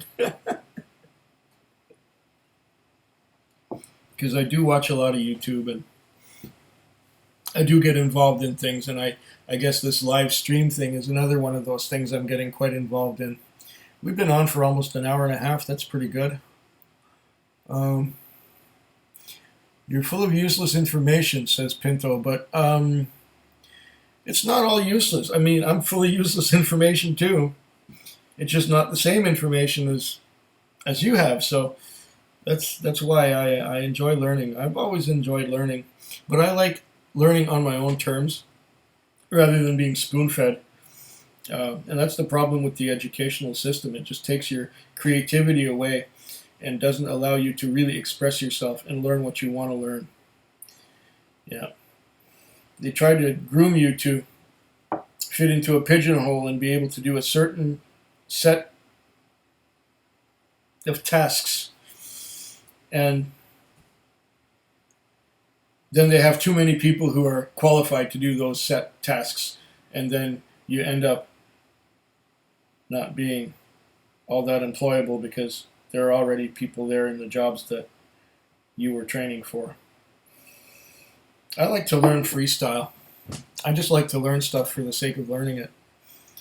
And needless to say, I turned to whiskey. Well, I don't turn to whiskey to drown my sorrows. I turn to whiskey to take my time and relax. If there's anything that I've been learning from whiskey, is to slow down. Slow down. I've been on for what? Hour and a half? This is my second dram.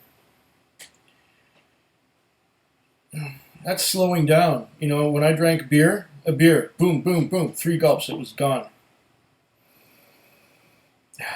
But with whiskey, you take your time. It's like stopping by the roadside and smelling the roses.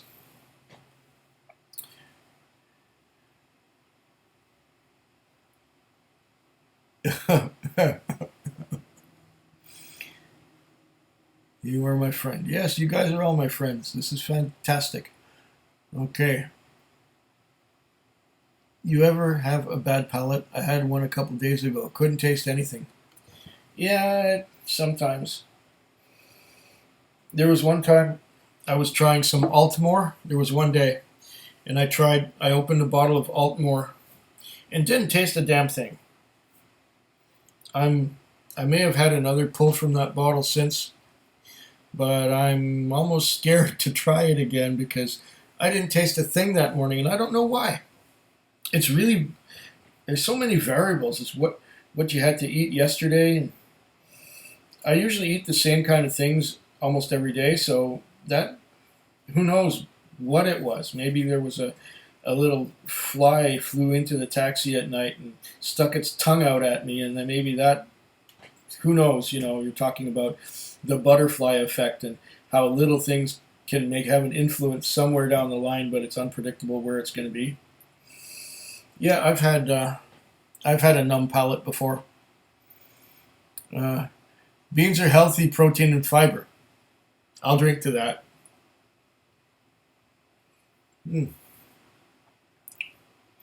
Eric Gilbert is saying, getting rid of the LCBO has been a 20-year battle. So far, we've gotten beer and wine sold outside the LCBO at brewers retail.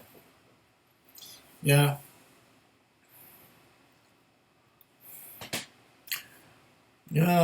Oh, is it Scott? Scotch Test Dummies, hi Food Quig, just joining in. Hi Scott or Bart or Scott and or Bart. Great to have you with us tonight. What are you drinking?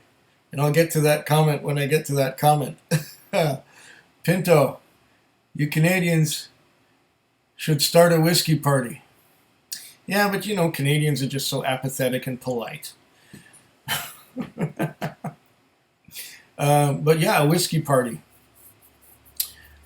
That would be good. I'm sure there's a green party, and the green party is all about cannabis and things like that. Was going to watch your Aquavite vid and saw you was live. Slancha. Cool. Well, that video won't go anywhere. And the live thing won't go anywhere either. It's going to be on YouTube as far as I know. Oh, Bernie! Hello from the train on my way to Ireland. Fabulous. Fabulous. Good to have you with us. Yes, it's Scott and Macallan 12. Okay, Macallan 12. I have some of that, but I haven't opened it yet. Right now I'm just drinking a Power Signature. This is from Ireland. And my next one, in honor of someone who recently passed away, whose name was Andrew, I'm going to have a Lecheg 10 in his honor. and that's going to be my next dram, and I'm still working on this one. And I got some oat cakes from thin Orkney oat cakes, thanks to Aquavite. And that was real kind of him to send that. Haven't cracked the dark chocolate yet, but I will.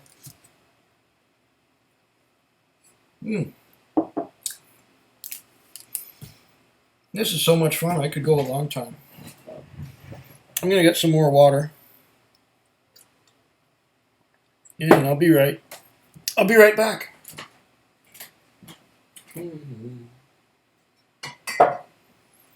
Is the sun going down?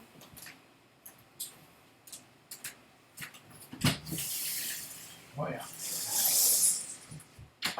The sun is setting. I guess I can close the drapes now. We're not getting any sun to light up the wall of whiskey. Do a bit of light there. Oh yeah, water. Water, gotta have that water. That's why I have those jugs down there. You gotta go get some more water.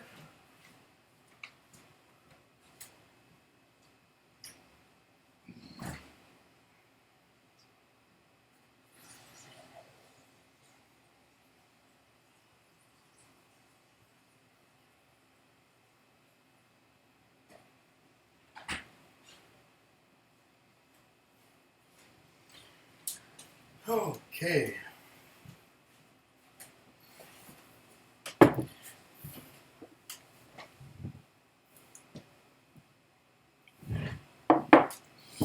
Now, oh, that goes down so good. Just coats the side of the mouth and down the throat. Then there's an aftertaste of, yeah, licorice and something else, ginger and spicy, and that Power Signature is nice. I'm gonna have to try and see if I can find more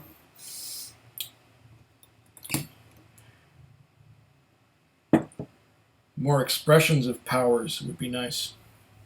And there's the Lecheg 10. Here's to Andrew. May you rest in peace.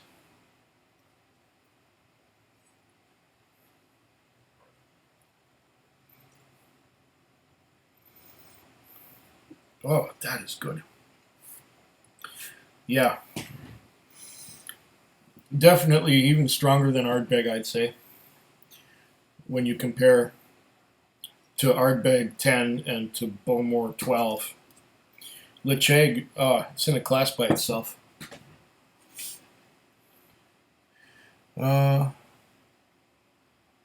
Okay, here we go. And the LTW for sure. We're talking about Lefroy Triple Wood. Somebody said, what's the LTW? It's Lefroy Triple Wood. Pinto says, Jura. Got a 3-pack of minis. Jura 10 Superstition and Jura's Own. Wasn't blown over. No. It's good, but it's not great from what I've tried. Eric Gilbert was smoking pork chops the last time I saw the sun. Okay. What's the LTW? Okay, the LTW. Yeah, we said that. And I'm sure that Bernie Dago Cleo is going to say what it was. Okay, Tommy says, gotta call you out on something. I think you're awesome, but recall you saying Horst is a lot like you in review vids, but not to slight you. Horst's a master taster and incredibly knowledgeable. Just thought you'd recognize that. Unless I misunderstood, but Horst is very much on par with Ralphie. I think of Ralphie from the heart, but Horst is very passionate. I'm sure they're both, but just don't see why Horst isn't more recognized like Ralphie. I don't know. The way I look at Horst, the only way I call myself similar to him is that we open a bottle right away.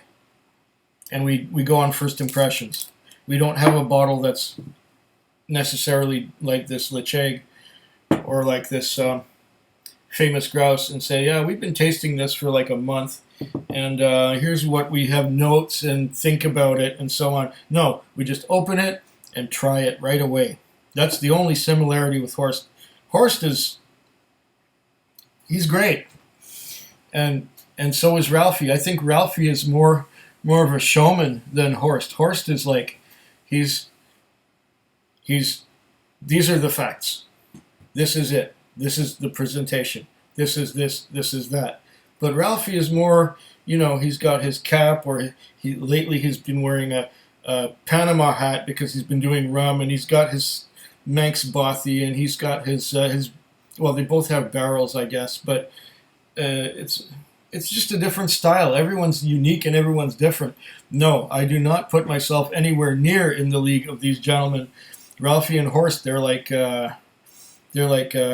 guys who I aspire to be like someday. Maybe give me another decade or two, and maybe I'll get to their level. I enjoyed whiskey a lot, but I didn't know anything about it until about 3 years ago or 4 years ago, when my whiskey education just began. And I'm on a path. I'm still learning a lot. I'm learning a lot from you guys. You guys are tops. And I'm talking about all of you. I'm talking about Malted in Montreal. I'm talking about Scotch Test Dummies. I'm talking about Tranny and C. I'm talking about Horst. I'm talking about Ralphie. I'm talking about everybody who I watch. I'm learning. Always learning. Nice, I like it too. Yes, LTW. There we go. Triple wood. I hint the name was it Anthony? Oh, fuck. I'm sorry. It was Anthony, wasn't it? Blame it on the neurons not firing correctly. I am sorry. Sorry. Oh, man. It's odd you talk about the variables of the palate. Fly sticks his tongue out at you. Maybe what we whiskey drinkers look forward to is when we are on. Yeah, I'd say so, Pinto. Drunk Swami in the house. Slancha. Drunk. You don't want to be drunk. You want to be a little bit inebriated, but not necessarily drunk. Okay. Saw Triple Wood at Total Wine and remembered you said it was your benchmark. Utilized some restraint that day and didn't buy anything. Oh my goodness. What up, Food Queen?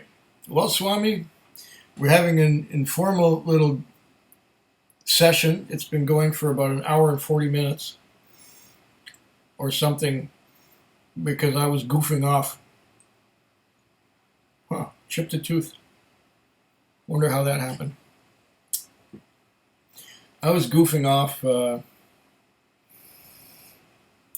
trying to get this thing to work, and finally I got it to work. And that's what's up. I'm having Lecheg 10, and we're having that in honor of, Anthony, who passed on. Damn!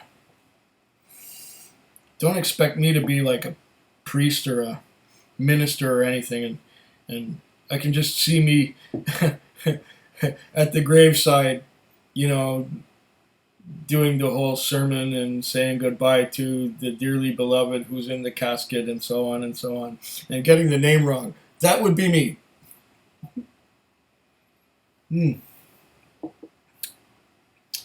You should have bought one there, Pinto.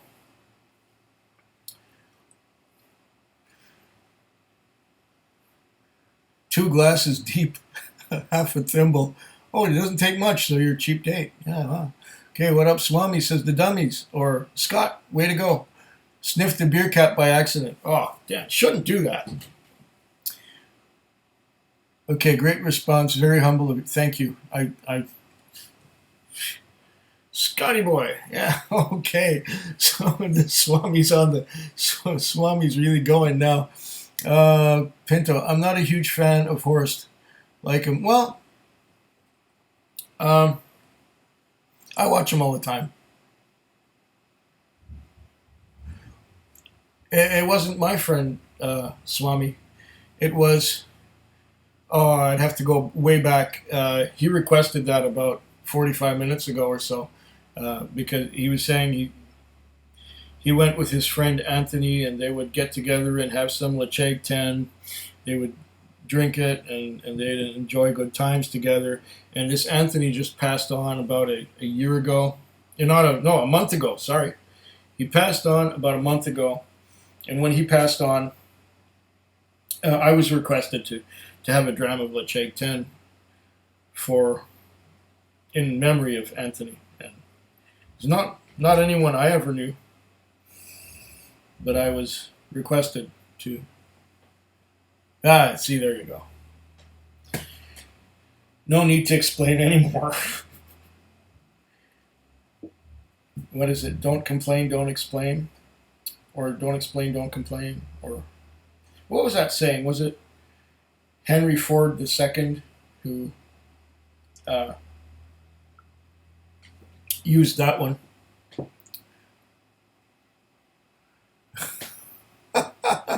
First off, did you miss me? Second off, Pinto, you don't like Horst? You suck. Who can resist that swooshing? And his charming third, I keep hearing about Lecheg 10 and Triple Wood. How do I get these bottles? I can't get them. I can't get them here. So, good luck. And yeah, here's to Sasha and Pasha.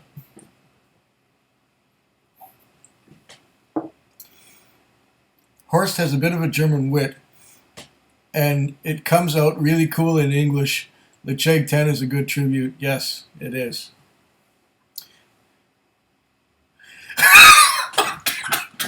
Hardcore BDSM? My gosh. Swami, you do spice up a live stream. We should get you really drunk someday. Okay. You don't hate Horst, just don't wait with bated breath for his reviews. Oh, okay. Well, another thing about Horst is he gets these obscure bottles that I'll never find. And so he's tasting stuff that I'll never get a chance to try. And so in a way that's kind of, it's nice and all, but I can't really crack a bottle and have a glass with him because most of the stuff he tastes is, from some little Italian village, whiskey made in Italy, and things from Austria, and things from Germany, and things from Finland and Russia, and who knows where a lot of his whiskeys come from. And then, of course, there's always the bottle with the broken seal that would cost about $800 on the local market here if I could find it. Man, you remembered Section Pasha. Would you like to guess how I fell asleep so easily last night? What, they came to visit you? What would Horst's son be into? He creeps out.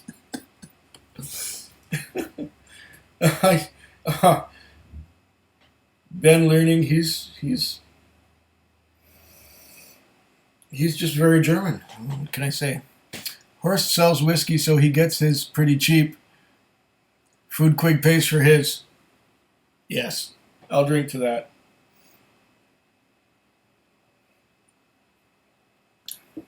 The only similarities really are that we open bottles at the beginning and go from there. You creep out.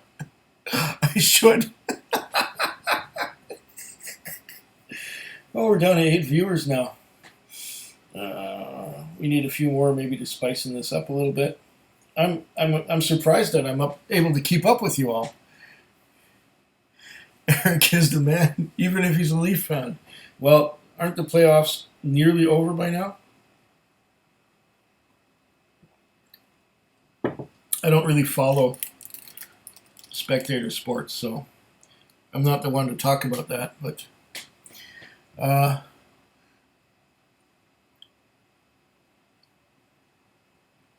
you see now, Swami, you can't edit this. No, you can't. That's kind of the interesting thing about these live things. You can't edit it, and you can't start again. But even when I'm making a video, I don't usually start again. I just start and I just go to the end. Even if I make mistakes, I flub stuff, and this is all unrehearsed, and I kind of don't mind that because it's a slice of life.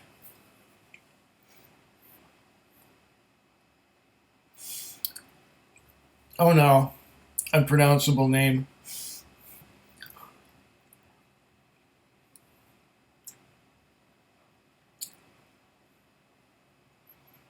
Playoff in Mora's voice. Who's Mora? Good question. I don't know.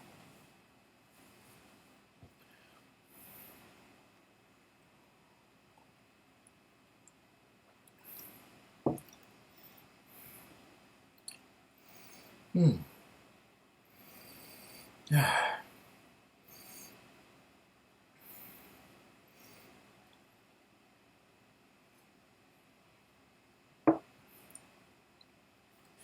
Hmm. Huh.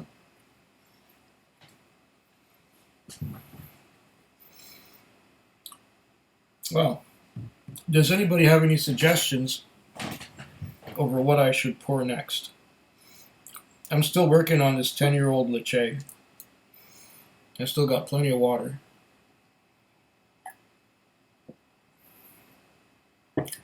I've done pretty good. We're an hour and 48 minutes, and I only now I got to piss. I will be back. Please say something, and maybe I'll be back to answer in just a moment.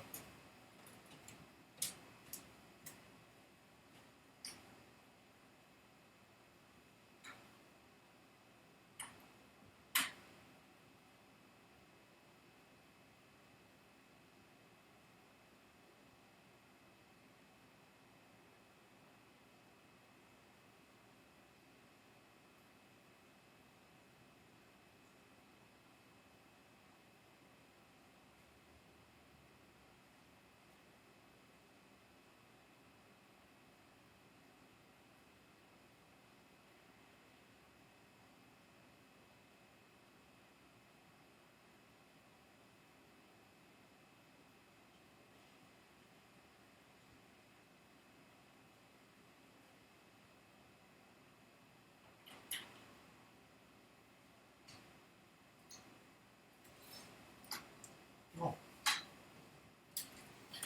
Yeah.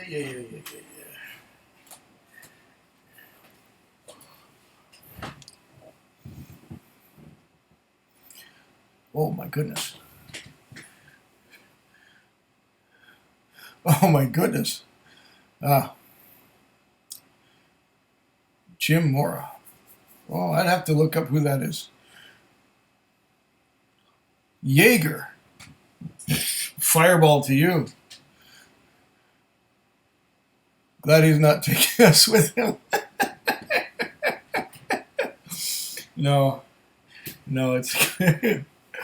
I don't have any Jaeger. I'm sorry, I can't do that. Wahahaha, you too, yeah, okay. Fireball. I did Fireball. I did a review of Fireball. I talked about Fireball about 3 years ago, and it's in my videos. I don't want to repeat that experience. Thank you very much. This is a great way to spend my time on the train. Only regret is that I don't have a dram to share. Oh, pooey. So this train is taking you to the airport, and then you're flying to Ireland there, Bernie? Now everybody leave. Well, in the time that I went for a piss, somebody else joined us. So there are 9 watching now, which is all right. And 6 messages per minute. Wow. Give me something to do, guys. Thanks.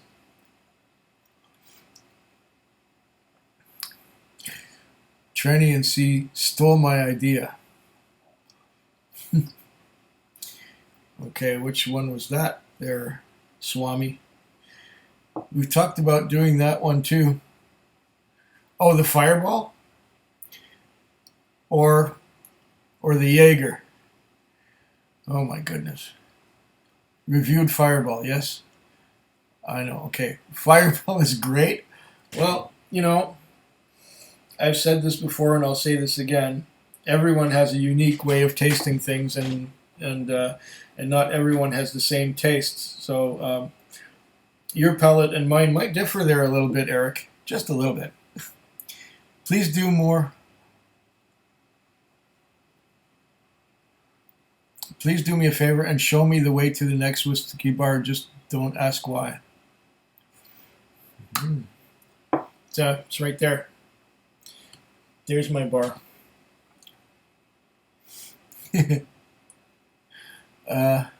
Never complain, never explain. That was it, right? Yeah, okay. Thought so.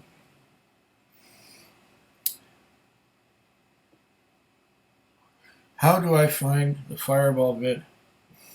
Oh my goodness. I probably called it something else. Let me have a look. I will go and find the Fireball vid. Edit. No, not edit. Okay, I gotta switch gears here.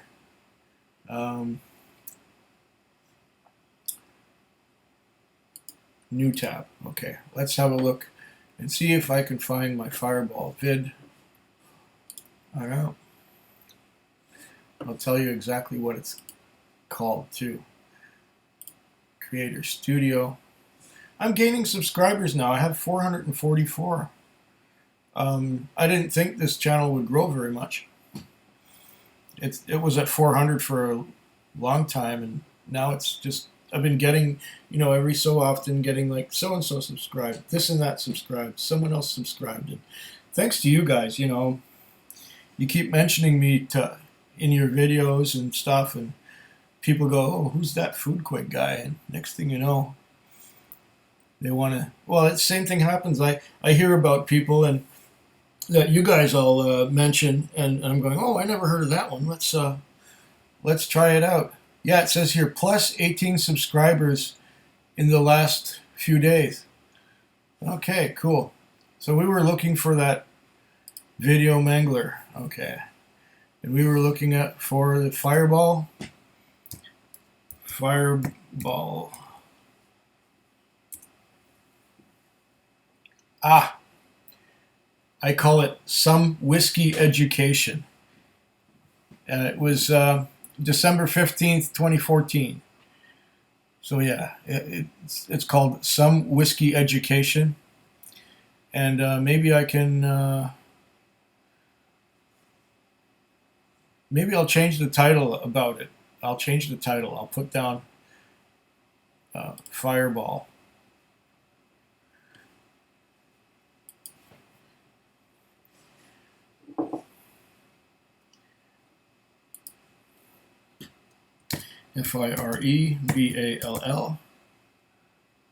And just put it 3 dots there. And Fireball, Some Whiskey Education. So, save changes. And now it should come up as Fireball ... Some Whiskey Education. So if you look on my channel, you'll find that it was put up on December 15th, 2014. And get out of there, and now you will be able to find it, maybe. Okay. Oh, wow. You guys have been commenting. Okay. Now you know how to find it. Look up Fireball, Some Whiskey Education, and it should be in there. Malted says, I'm going to do a review on Sauza Tequila. More power to you, buddy. And PBR beer. PBR. What is PBR? Oh, Pabst Blue Ribbon. Yeah, okay. It takes me a while to get these letter things, but I get them. And what I deserve 4,000. My gosh, I don't know if I could keep up with that many. Just think of all the comments I'd get. Maybe someday, but I'm not really in a hurry to grow a channel. I think my first channel that I first put up back in 2006 has about 1,700 videos. And the funny thing is, it's growing. It's getting more subscribers, even though I don't put up many videos. I think I put up 3 or 4 videos in the last year, and they were just these lame little tag videos. So how does it taste like cardboard? And PBR is great. I remember PBR. It had more kick than most beers, that's for sure. Very entertaining. I'm not surprised your channel is growing. Thank you very much, Alex. I don't know. A beer like substitute. Yeah, PBR is. I think I had PBR the last time, maybe a couple of years ago when I went camping. And that's because of all the beer they had in that little shop in Nanaimo. They all were generic cheap beers. But that one had the highest ABV. So that's why I bought it. Foodquig, I think you're well on your way to becoming one of the YouTube whiskey juggernauts like Ralphie. I think that wall of whiskey boxes behind you is a testament to that. Thank you. It's going to grow. It's going to get bigger. I plan to cover the whole wall eventually. I don't know if I'll ever be in the leagues of Ralphie, but well, life is long. Who knows what can happen?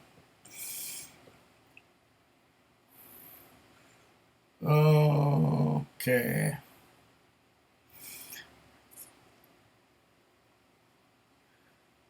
Seems like more people want to watch whiskey vlogs than the former restaurant reviews. Yeah, Bernie.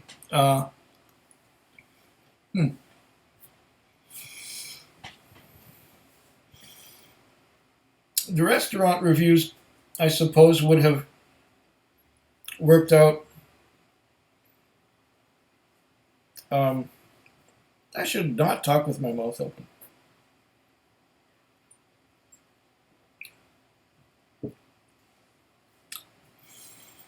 The restaurant reviews would appeal, I guess, to more of a local following. And most of the people who would follow me in the past are people I knew from my first channel. So they would watch me and Cindy go into a restaurant that they'll never have a chance to see or taste. Especially since about half the restaurants, if not more, that we ever did reviews on don't exist anymore. Because they close and they reopen under different names. And the business gets sold and somebody else takes over. And so you'll probably never get the same restaurant experience again as the ones that we did. Whiskey is more... Let's face it, whiskey is in fashion now. Everybody's getting into it, or a lot of people are getting into whiskey. And, you know, when you can get a product like Smoky Black Famous Grouse, and you can get it all over the world, you know, there are people who will look for Smoky Black. They'll just Google it, and it'll send you to a video by someone who has tried it and made a video of it. And they'll go, oh, cool. And, you know, maybe that's me. Maybe that's somebody else who's talked about this particular whiskey. And if I'm the only one who's talked about a whiskey, say something like Craig Darroch, Canadian single malt whiskey, I'm probably the only one who's ever tasted it around here.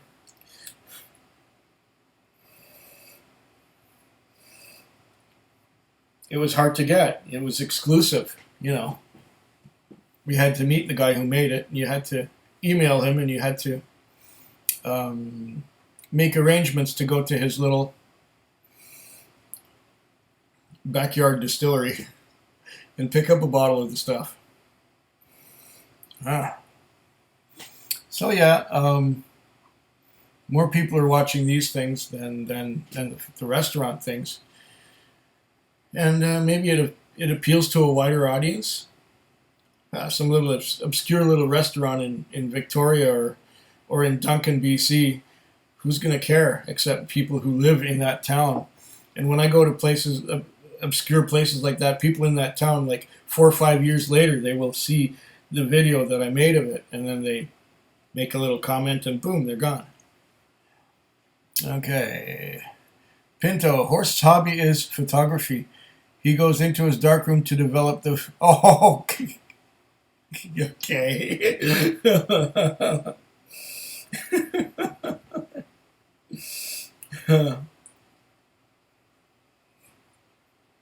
Oh, this Lecheg is warming me up.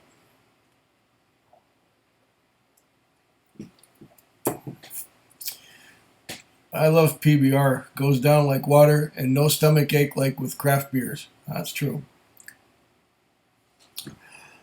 And Swami's having a laugh.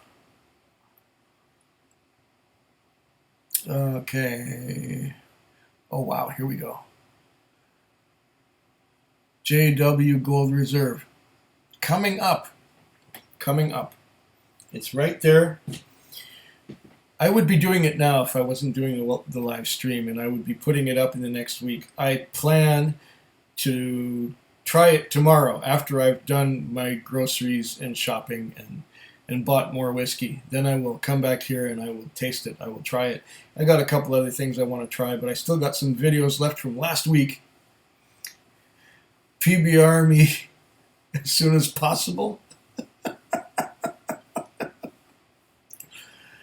Okay, Leo, you mentioned your first video from 2006. I want to see this vid. How do I find it?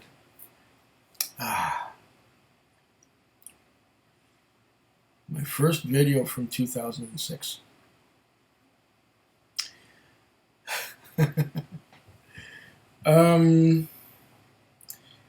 It's pretty bad. I go with a camera and I go around my kitchen. I do a 360 of my kitchen, which was another kitchen besides the one I live in here. It was at the other end of the complex. I lived in this apartment complex in 2006 as well. And it was 2006. Well, go on the Fechquig channel. That's Fehquig and just scroll back to the beginning. Or you can look up, well, I'll try and see if I can find it. Using this here. Go on YouTube and I will just type in the name of the title.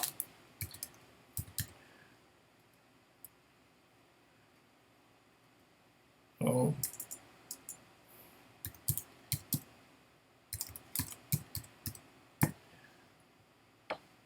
Okay. Okay. Oh, that's what happened. Yes, I did mean that. Okay.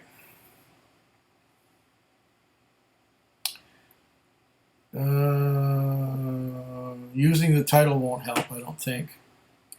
Because somebody else used my title for the name of their... Oh no, this is going to take forever.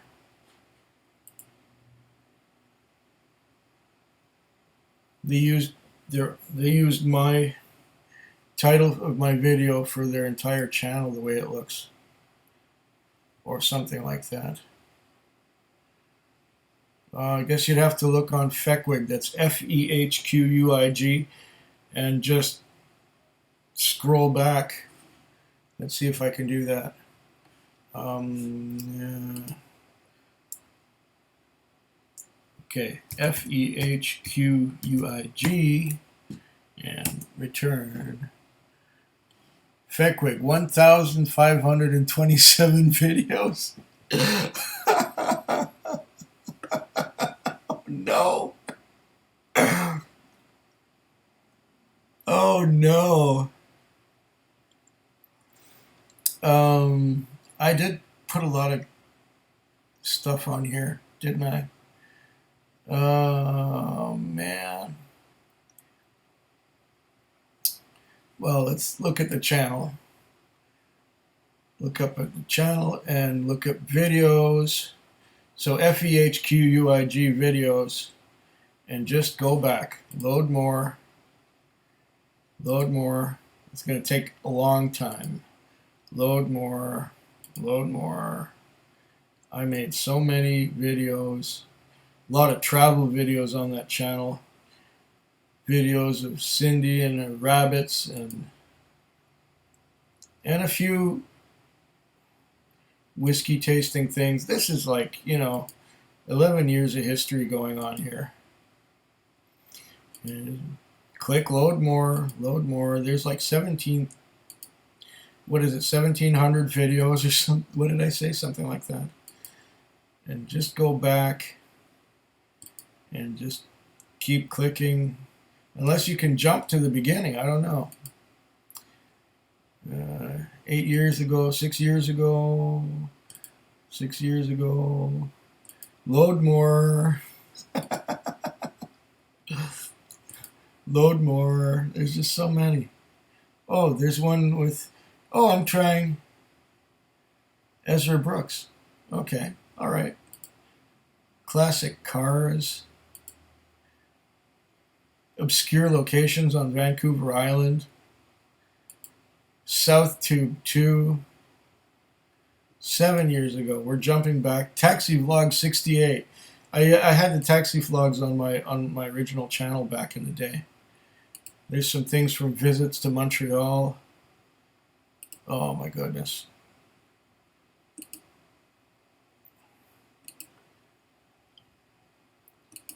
Gee, I was prolific. And when I first started making videos, I thought I could say everything I gotta say in 10 videos. And load more. 9 years ago. Oh, we're getting there. We're getting there.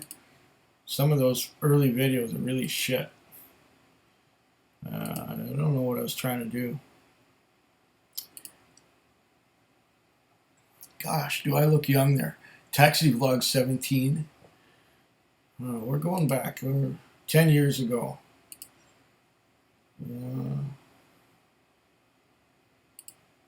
Trip to Mexico.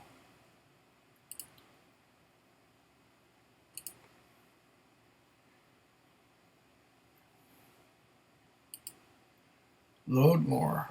Oh, we're getting back to the first science fiction review. And beer in the fridge. And there it is. The very first one. It's 36 seconds long. It's had 534 views to date. It's called Drunk Kitchen. It is the first one, if I scroll all the way back to the beginning. And then, yeah, that's a lot of scrolling. And scroll back. Let's see. Yeah. Okay, so in the last year or so, okay, I've done a few videos, but I don't put much on the original Feckwig channel. That's FEHQUIG anymore because I don't know. It ended up becoming a travel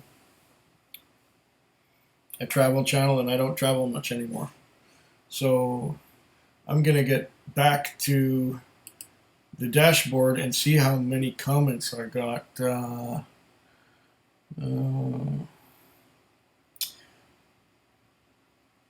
PBR, Gold Reserve. Okay. There's my first video from 2006. Sorry, it took a while to answer that one. Pinto says, my favorite reviewers are Ralphie and Quig. Every once in a while, Ralphie replies to my comments. Yeah, sometimes Ralphie does reply to comments. I don't comment that much on his stuff anymore. A lot of his things that he does are kind of irrelevant to me. Like, bottles that were bottled in the 1950s with 30-year-old whiskey at that time and bought at estate sales and auctions that no one's ever going to try, but he finds them noteworthy. I don't know. That's not within my league. I'm just not. I don't go antiquing for whiskey, so to speak. I just go, anyways. Thank you. That's high praise there, Pinto. I know you're probably my most ardent follower.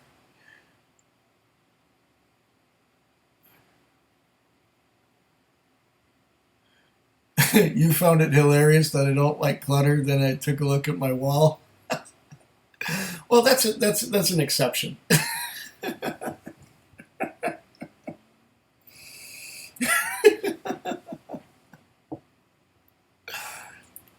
I'm an authentic person, and Ralphie is a character. Well, I think somewhere he's an authentic person, but if you look at his earlier videos, I think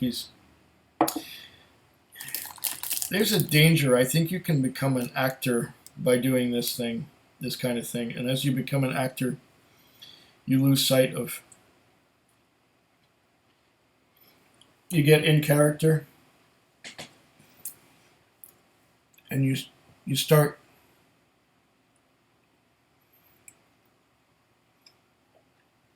You start to get into character when you make videos, and you respond to comments and do what people like. Yeah, Ralphie's a character. I'm a bit of a character too, but I'm really terrible at lying. So it's easier just to be me than somebody else. Kilchoman time in peak time.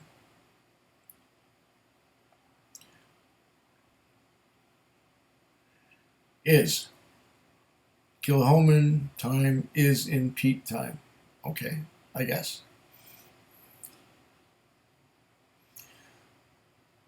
Ralphie likes surfing and the Cocteau twins. Okay, I don't know. I know what surfing is, but Cocteau twins, I'll have to look that up. You're so full of information, Pinto. Okay. Benriach 10. Is that the Curiositas?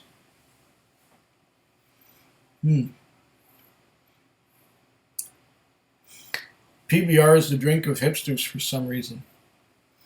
Oh, I don't think I follow in that category.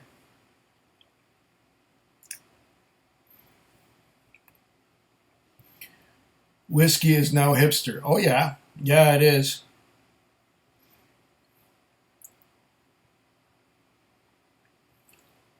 Oh, did I lose something here? Yeah, okay. Sad, but also good. Okay. Scott, got a roll for now. We'll be live at 2 p.m. Central tomorrow with Jason Whiskey Wise. 2 p.m. Central, that's noon. I'll have to get my shopping done before that.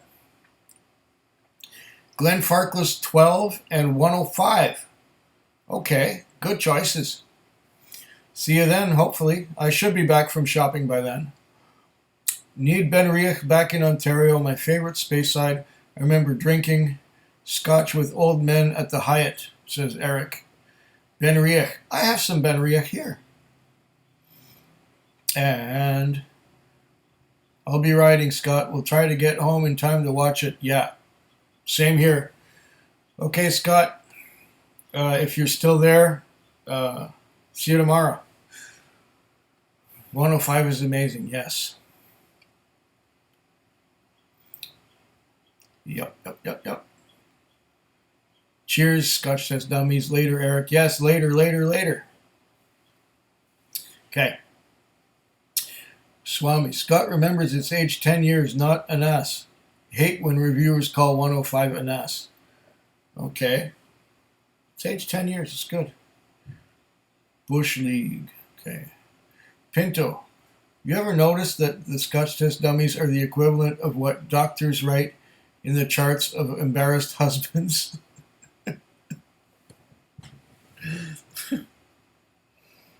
Hmm.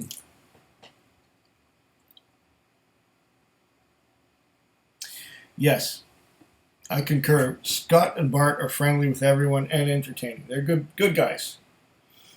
I don't miss them. I don't miss their show at all, ever. Scott and Bart, yeah. Hmm. And Hespeda agrees, and so do I. Okay.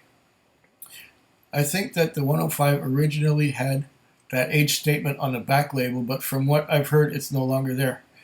Okay, I'll have to go check tomorrow when I go whiskey shopping, see if there's any 105 and see if there's an age statement on it. And hello. Okay. Close friends with the Glen Farkless rep. It's still 10 years of age. Okay. Way to go, Swami. You got connections that I don't.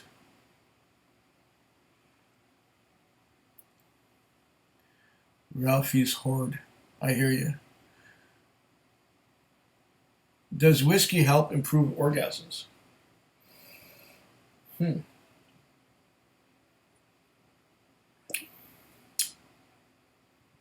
my very limited experience, I'd say that whiskey helps slow you down, and it takes longer to get to an orgasm. Maybe because it takes more work to get there, you enjoy it more.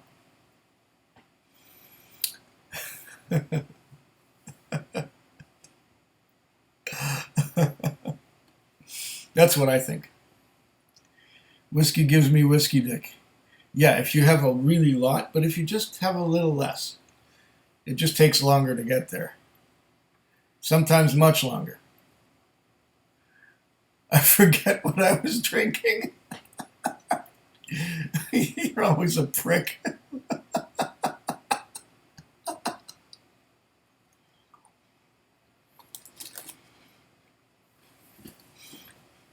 Eric thinks Ralphie is a character, period.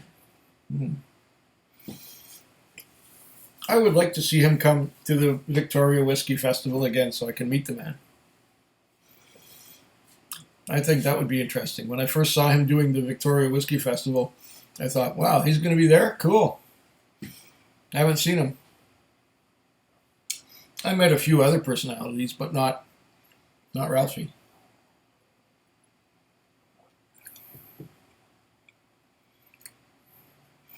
Cocteau Twins. Saw them in concert. Okay.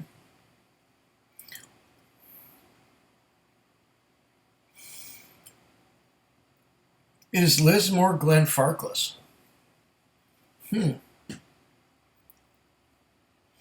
Not sold in Quebec, so couldn't tell you.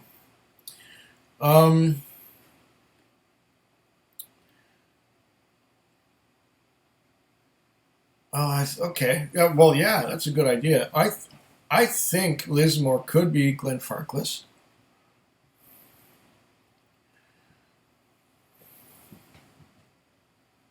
I've had both. I've had the Lismore 18. I found the Glen Farkless 15 more flavorful, but I got to try the Glen Farkless 17 eventually. Apparently, it's colored and chill filtered compared to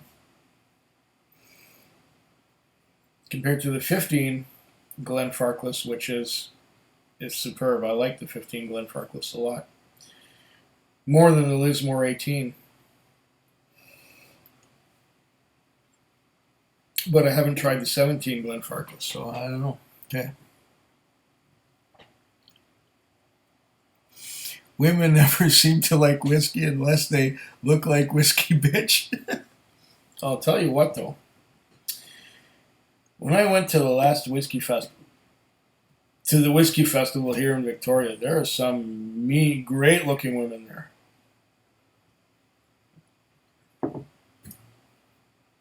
But wouldn't you think that whiskey bitch is cuddly? With a bit of an attitude, yeah, but she's cuddly. Okay, Pinto. Lismore is a mystery. It's been said It's slightly less than perfect Glenfarclas, owned by the same company. Got a Lismore cask strength for pittance with the same ABV as 105. And Eric here's Lismore is Dufftown. I've had only age statement whiskeys up to 12 years, says the name I can't pronounce. I've never had 15 or 18. Like most men, would love to get an 18-year-old. I don't know. 18-year-old? I think I had one back when I was 17. That was the last time I had an 18-year-old. Gotta get some more water, guys. Oh.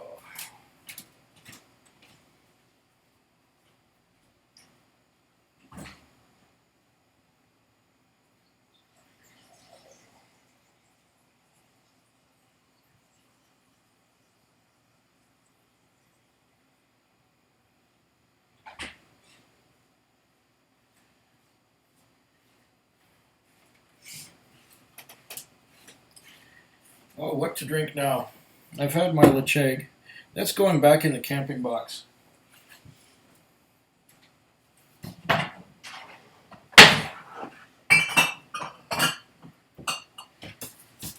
Huh.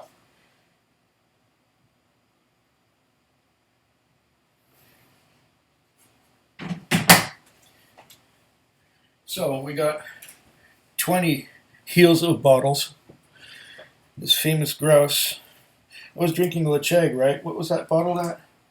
48. Famous grouse is too weak. We gotta go stronger. Okay. I did say that when I tasted this last time, I had my palate was junk, but it seems that tonight my palate is in form, so I'm going to do this one again. This is a Lismore, no, not Lismore. You guys influenced me on the Lismore. This is an Altmore 10. And when I tasted this the first time, it tasted like nothing. And I had it a couple other times, and it seemed to be getting some more flavors to it. So let's give the Altmore 12 another try. And let's see if we can get some nosing and tasting. Let's have a little more of this oat cake from Orkney. All right, Altmore 12.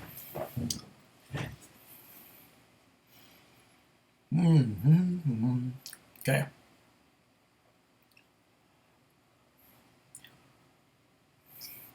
You get a Lismore 21 for $69, almost robbery.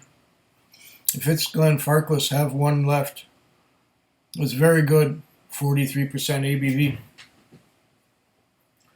I might be able to get some more Lismore. I think I tasted the 21 at a whiskey festival like 2.5 years ago. It was nice. Oh, wait a minute. This baby has opened up. Oh, crikey, that is nice. Oh, man. Glad I let it sit for a couple months, if not 3 months. Wow. This is like, wow. I'm getting a lot on the nose. Beautiful ex-bourbon.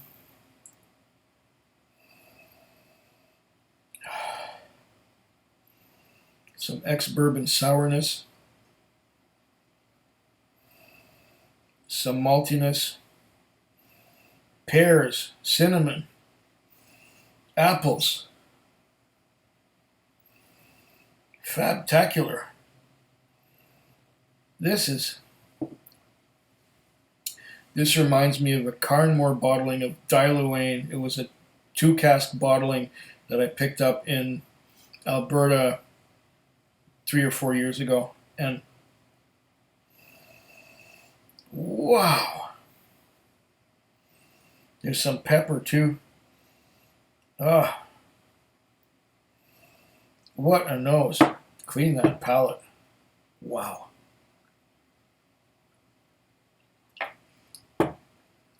This Altmore is really opening up. Okay, what else do we got here? Okay, there's some cute female reviewers now. They don't know shit, but get more views than me. Yeah, they probably get more views than me too. Maybe we should watch them. Hello from Florida, enjoying your live stream. Well, thank you for showing up. It's nice to see you, Jimmy Tube. Or is it JJ My Tube? Yeah, okay. I gotta get a new prescription. These glasses are, I need to grow boobs. I'm on the way.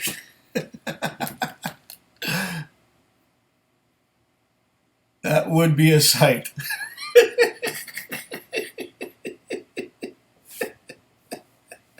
Get tattoos on them too? Okay. I could get my wife to guest host, but she only drinks Smirnoff Ice. Yeah. The dummies had their mothers on. Yes, they did. Eric loves the Altmore 12, meaning to get the 18. Okay, well, like I said, the first time I opened it, I got nothing. Nothing on the nose, nothing on the taste. Let's have some more oatcake to kill what's left of that leche. Mm.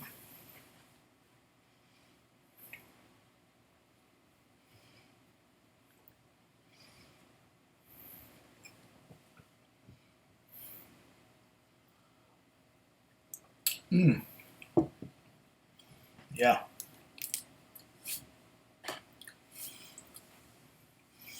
Oh, Bernie. It must be 5 or 6 in the morning where you are. Explain the camping box. Is that for an upcoming trip? If anyone doesn't know, Bernie is Dago Cleo. He's been with me on different YouTube channels for many years. Good friend of mine in Switzerland. Here you go, Bernie. I will explain the camping box.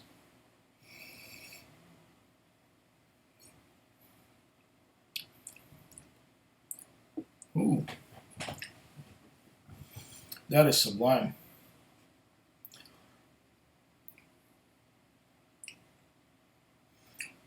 I'll give you my tasting notes after I talk about the camping box. I think it was 3 years ago. I went camping out to Tofino like I do every year in summer. And I brought a few bottles that had just the heels left in them, and I brought lots of beer and many things to drink. And I went through what whiskey I had, and I grabbed the few bottles that had the lowest, smallest amount of whiskey in them, and I brought those along to go camping. And while camping, of course, I would, bring a Glencairn glass and bring these whiskeys, and I would, pop a cork. And during the evening or afternoon or whatever, the cork would go into the campfire, and I would just sit there sipping the heels of a lot of bottles that I already had.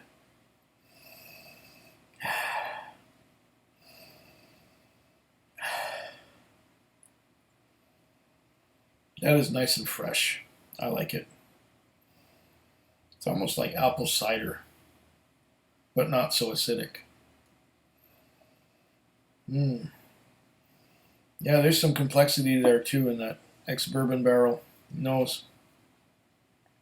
And so it's been a tradition the last 2 or 3 years that I would bring these heels of bottles on my trip to go camping and finish them up, and when I'd be done with the camping trip, well, there would be my empties, and I would just take them to the bottle depot and get my 5 cents per bottle. No, 10 cents per bottle. So if there's 20 bottles like I got here, that's like $2. And I might finish 20 bottles in a space of 3 or 4 months. Otherwise, but these are getting close to there. So this camping box might get edited as I go along. I might get something else that's near the end and choose to drink one of those and replace them and swap them around and that kind of thing. But that's it. It's been a tradition. I always bring a box of heels of whiskey when I go camping.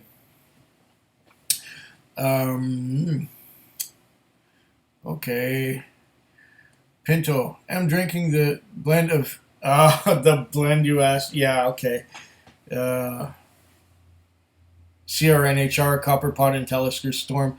Copperpot has really opened my eyes to what Canadian whiskey could be. It's damn good. It's good stuff. And I don't have any Storm, but I got some 10-year-old Talisker, which will probably do the job as well. It'll give a bit of smoke to it. But yes, I plan, if not this week, next week I will get some Copperpot and CRNHR and do something about that. Okay, Alex is saying, looking back at all your old vids, it seems like you've really had an enjoyable life all in all. Oh, well, where are we? I think I lost that one. Whoa. Okay. Or do your videos not represent the truth? You just seem all around happy. When did you start drinking whiskey? I started drinking whiskey when I was old enough to drink, but I was not into it seriously. I think I'm pretty happy. I can be happy. There are times when I'm not, but generally I'm very happy now because my life is uncomplicated. I just do what I want. And that's really nice. And I'm at my happiest right now while just sipping whiskey and just fielding these comments. They're great. I'm getting off on this. I'm really enjoying it. I think the vids represented the truth more or less, much of the time. I wouldn't say that I'm unhappy. I'm not bitter. I think as time goes on, I'm getting happier and happier, more satisfied with things. And as long as you don't as long as you don't buy into advertising, you will be happy. Just be content with what you got rather than what you don't have. Or not to yearn for things you don't have is not healthy. I think that's the key to a happy life. Just be thankful for what you got, I suppose, and make the best of whatever the situation is. I think I talked about that before. And I started to drink whiskey, I guess I was 18 or 19, but I didn't really know much about it, and I didn't really get it like I do now. It's only about the last 4 or 5 years I started watching guys like Ralphie, and that's when I started to learn a little bit, and that's when I really got into knowing something about whiskey and nosing and tasting. And but before that, I did enjoy whiskey, but not in the same way. I didn't have the full experience. I mean, the first time I had Glenlivet or Glenfiddich, it blew me away, and that was like more than 30 years ago. Lismore 21. I remember that short clip you played. I think I did. Something about... Oh, yes, okay. At the Whiskey Festival 2 or 3 years ago, yeah. All more love to breathe. Pop the cork and let it sit. Ah, yes, Eric. Wise words. Are you ever going to shave the old beard? Asks Jonathan Bean. I hate shaving. I hate shaving so much, and that is why I have a beard. The last time I shaved was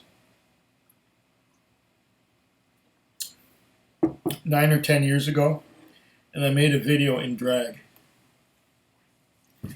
I shaved my beard, I shaved all my chest hair down, and I had a blonde wig, and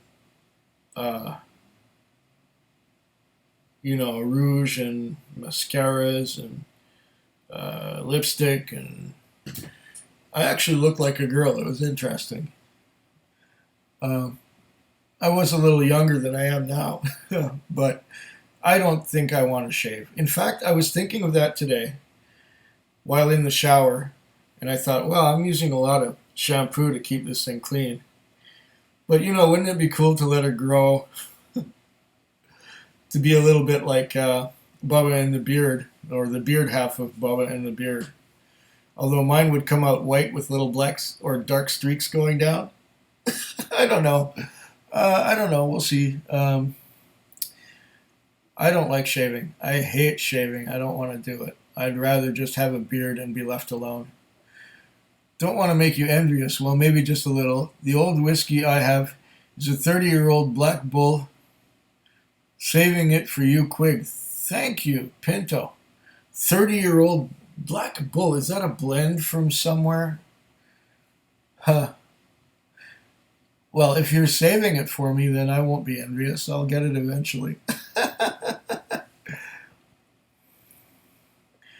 Do I like the 105 better than the Aberlour Abunad? Wow. Been a little while since I had both. Was that last summer? Ah.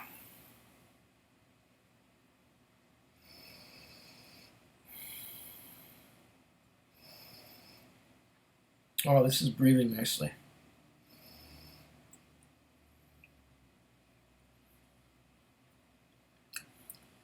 Oh. Now I taste it. Now I taste it a lot more.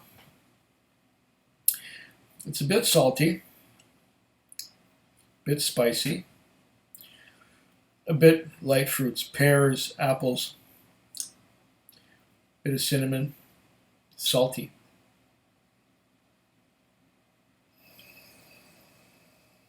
Ah, fresh.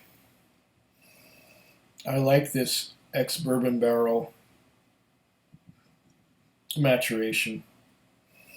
In fact, this is the style of whiskey I enjoyed before I ever tried anything sherried and learned to like it.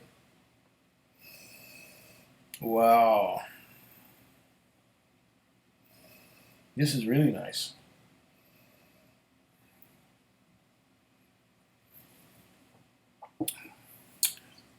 The 105 or the Abunad?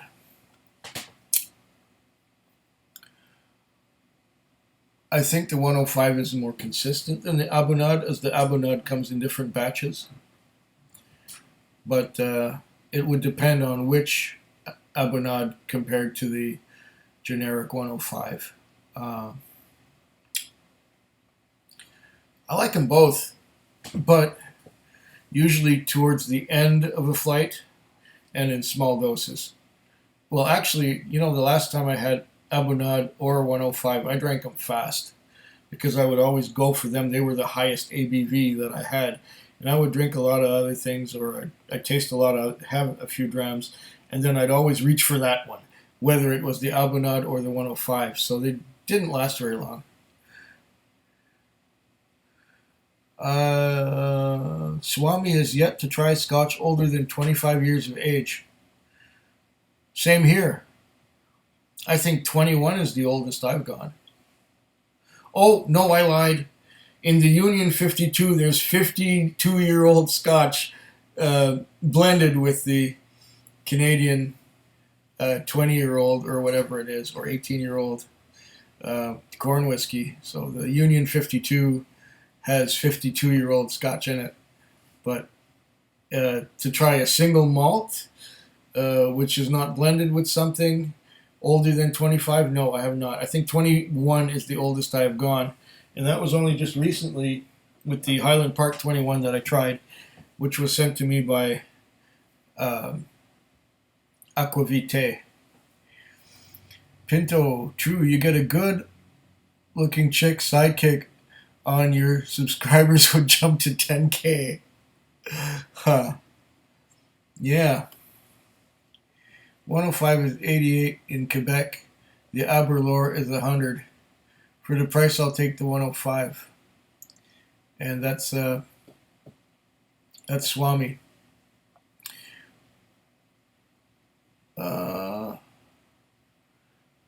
To me, 88 or 100 isn't that much of a big. $12, what's that? That's about what it cost me to get rid of the watermark on these live streams. It's not, $12 isn't going to make or break me. If I like something a lot and it costs $12 more than something that I like but not quite so much, I'll take the one that I like a lot.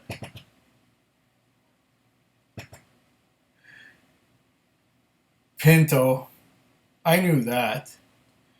STDs are sexually transmitted diseases. Yes, they are. They're also Scotch test dummies. Bleeblow says, I think I need to get laid, but these days I rather go to sleep with my whiskey. More specifically, my leapfrog. Do you have a good thing going or what? Okay.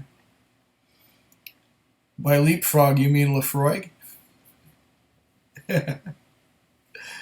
Interesting. I never thought of it that way. But yeah, a good friend of mine back when we were in college used to say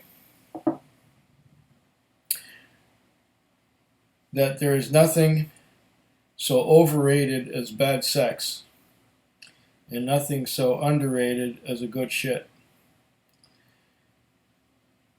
How does that fit into whiskey? I don't know.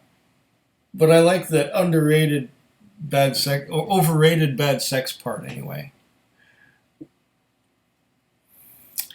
And JJ, my tube, says, I could get Glenfarclas 25 for not much more than the 15, but most reviewers curiously favor the 15 over the 25, so I haven't purchased it. Now, what would make a Glenfarclas 25 not so good? Maybe it's more woody. Well, it depends what barrels, what casks they used. If they used old tired casks, a 25 wouldn't be unreasonable. And if they used fresher casks for the 15, maybe that's it. Or if they used the same kind of casks for both, I imagine the 25 would be much more woody.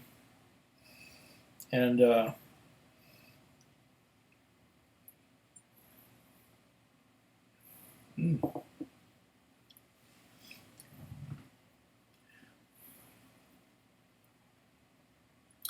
apricots.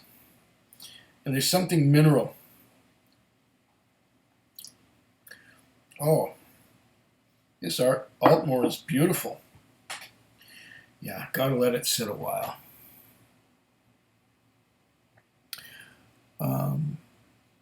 Yeah, I don't know. I don't think I can find Glenfarclas 25 here. And if I could, it would cost a lot more than the 15. I haven't seen the 15 much either. The last time I bought a 15 was $100. But that was some time ago. Yeah, Lefroy, not Leapfrog. Yeah, okay. Oh, here we are.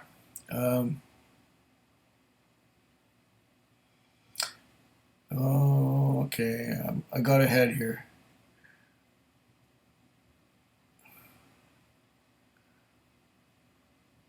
Minimalist living, yeah. Based on something I said a while ago. The ex-punk rocker in me agrees, Food Quig. Yeah, okay. Uh, a simple life is not the truth. Yeah, it is, Pinto. You know, the more you complicate it, the more possessions you have, the more responsibility you have. I remember I used to own a 1964 Cadillac. And I didn't enjoy owning that car quite as much as I thought I would because I was always worried about, if somebody's going to key it or if it's going to get dirt on it or anything like that. It was a beautiful car, yeah, but it was always a worry. And it always kept breaking. I always had to fix stuff on it. And I was always worried about getting scratched or getting dirty or getting whatever.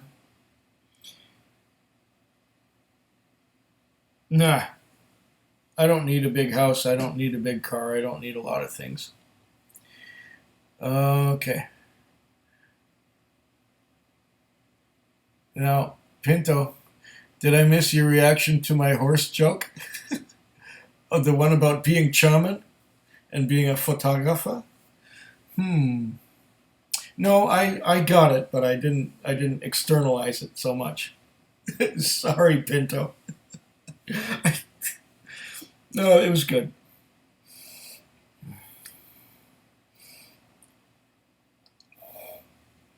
Hmm.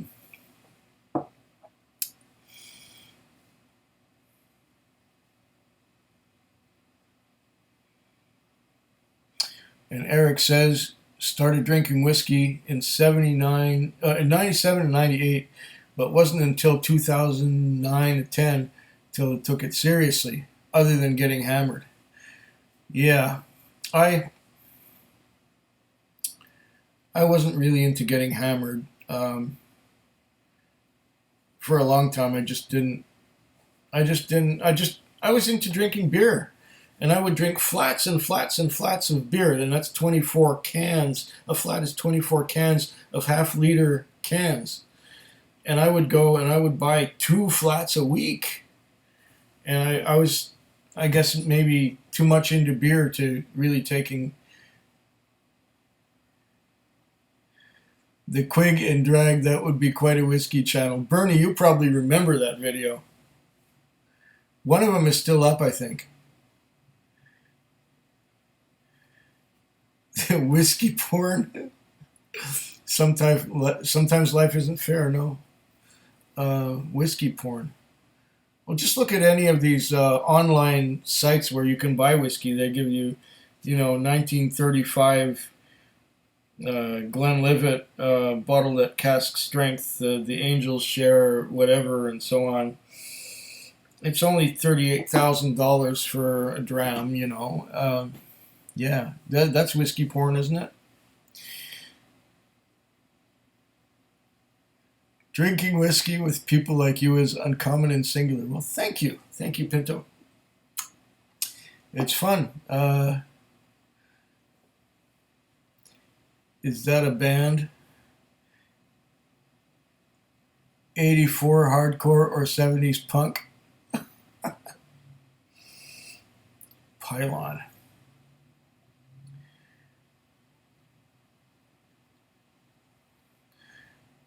Can you remember your first single malt you purchased? Mine was Glenmorangie Quinta Rubin. Well, yes, I can remember the first single malt I purchased, and I happen to have an example of it right here. It is this Glenfiddich 12, or its predecessor. And when did I buy that? Around 1980. 1984, 85, something like that. Yeah.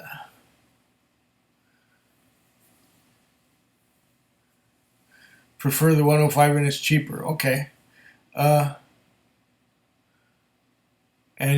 Glenfiddich 15. And that was Swami's first. And Eric says something in agreement. To who? I don't know.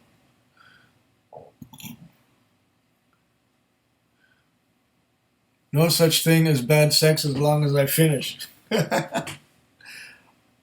Okay, Blue Blow is asking somebody if is he Jewish. Uh, he's asking me. No, I'm not.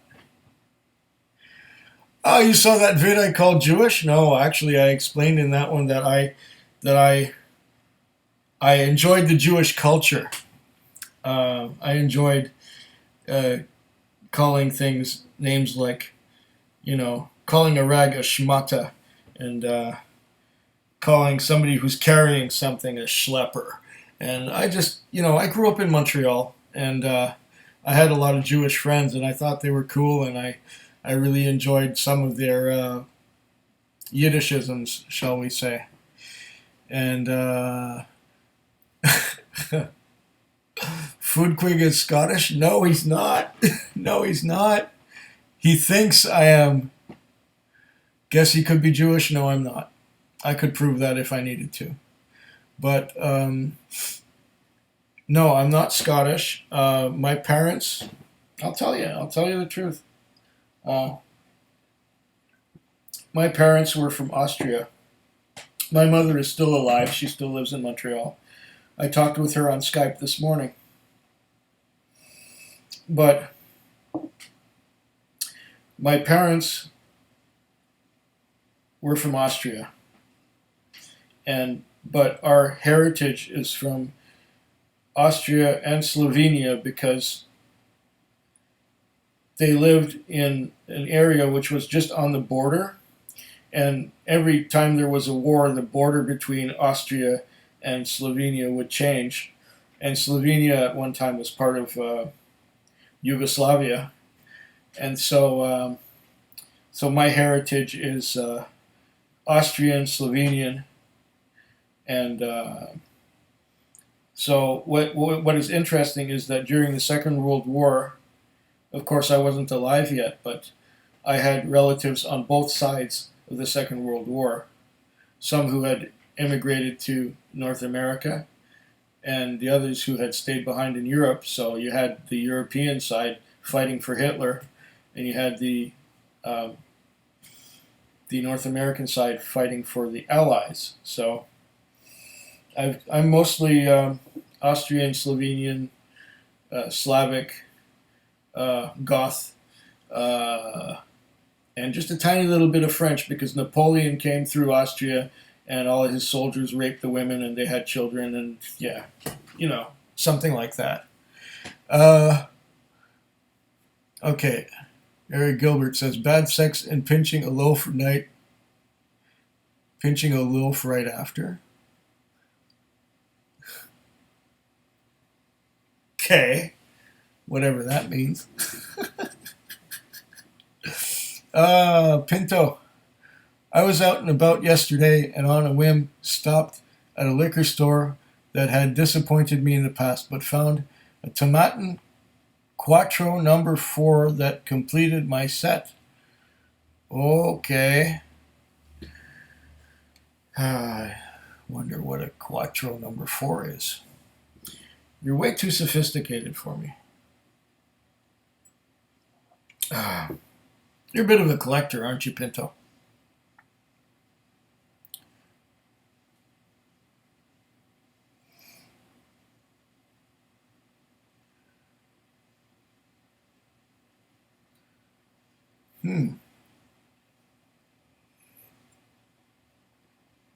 What was my luckiest Scotch find? Basically something that should no longer have been on the shelf. Found a place that had the old Glenmorangie wood finishes and lately Lafroig 18.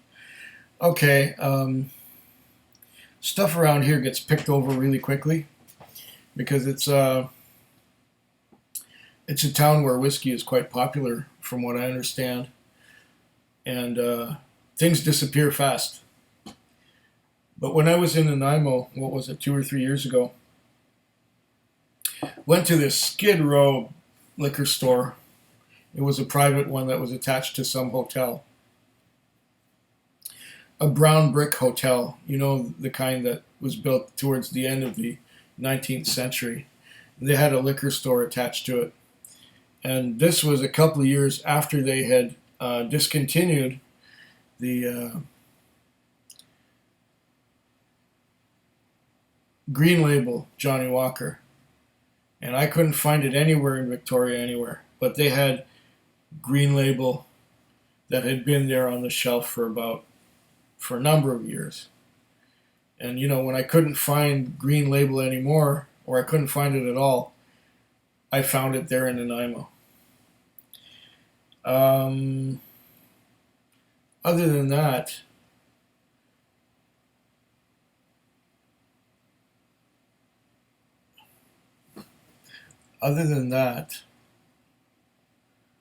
I really haven't found anything that was memorable. Okay, I did get what is that stuff I got? It's something that was bottled like a couple of years ago. And oh, yeah.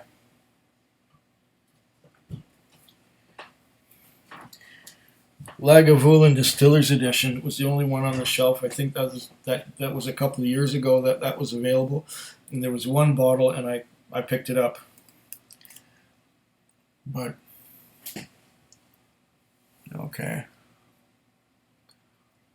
Well, you're luckier than me than finding old Glenmorangie wood finishes and stuff. Leo says, I wish I had your lifestyle, only I screwed myself by having a kid. Well, I think I may have said this before. Maybe I said it last week, or was it the week before that? We've been on almost 3 hours. Wow! Well, what would I be doing at this time anyway? Right now I'd be getting home with my groceries and my whiskey purchases, and I would be, what would I be doing? I would be making videos tasting whiskey. So I'm doing the same thing, except I'm not making videos of like 15 minutes. I'm actually just tasting whiskey as I go along, which maybe is more fun. I don't know. And of course, you can always watch this later because it will be up, but I don't know who would sit through the whole thing. What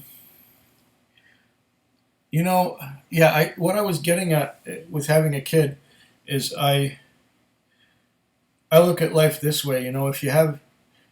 If you're alone or you're in a relationship, you make the best of that situation. You have a kid or you don't have kids, you make the best of that situation. I got a friend who's got 3 sons. The eldest is around 7 or 8. The youngest is 3, I think, or 4.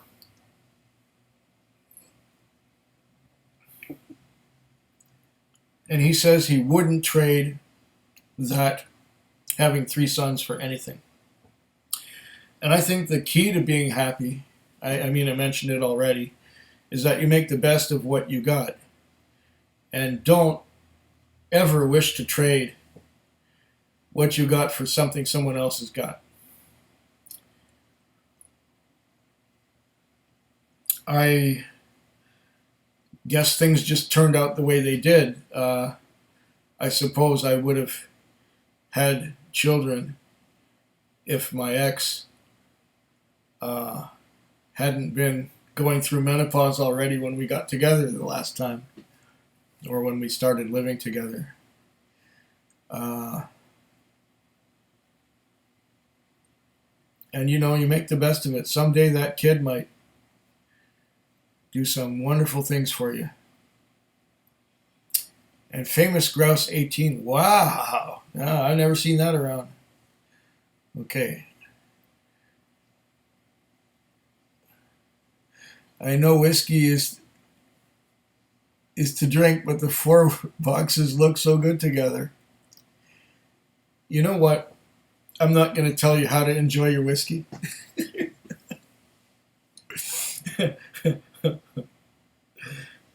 If you enjoy watching it, looking at the 4 boxes next to each other, more power to you. That's all right.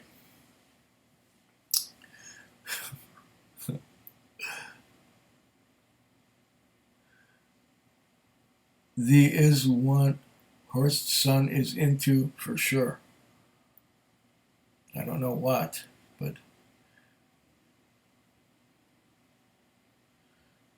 okay, where am I?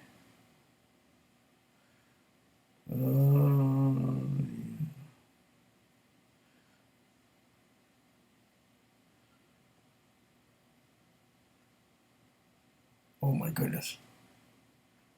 It's it's just odd that I stopped in a crummy store and found the last bottle for a set.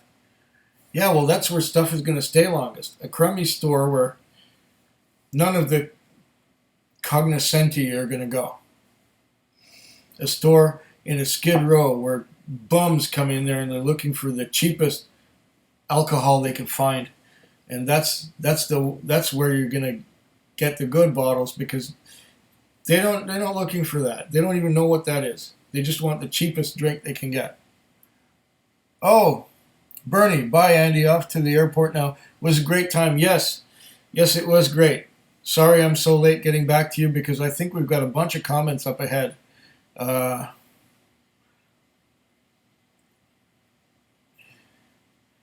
Okay. Pylon put out 3 albums and influenced REM. Okay, I might look into that.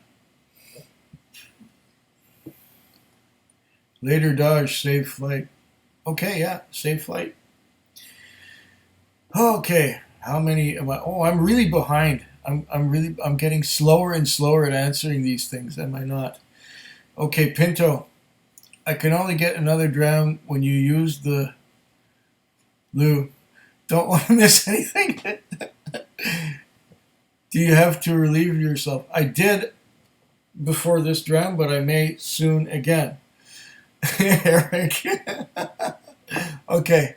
Famous Grouse 18 vatted. I have that. Okay. Time for some El Dorado 21. So we're talking some rum, yeah? Yeah, you've been doing rum lately. You're kind of following Ralphie's trend, right? I mean, he's been doing rum for a bit now. I am a collector. In my defense, I am not a hoarder. Oh, good, good. Hoarders are hard to take. Okay.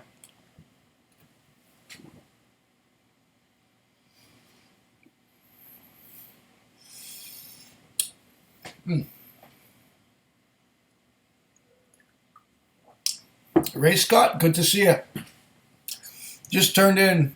Wow, another live chat. I'm talking with my mouth again. Full. That's not good. You need to get out more, buddy. Anyway, I'm down, sizing my whiskey collection. 728 bottles.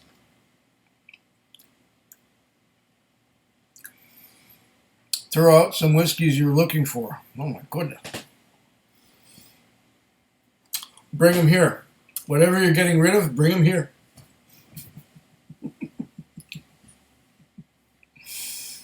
Oh.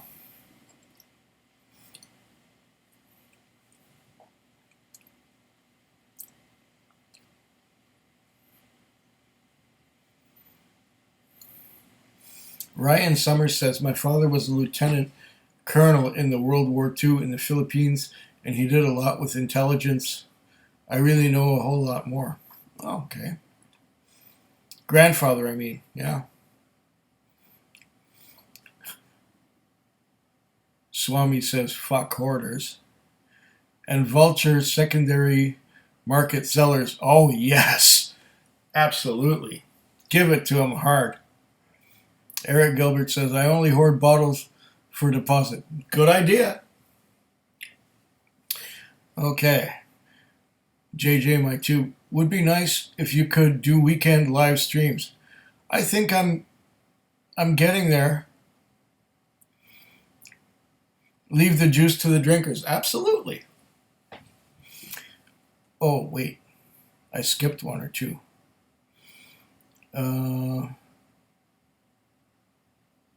Collectors should stick to stamps. Well, stamps are a lot cheaper than whiskey. Yeah, I think I might end up doing this again, for sure.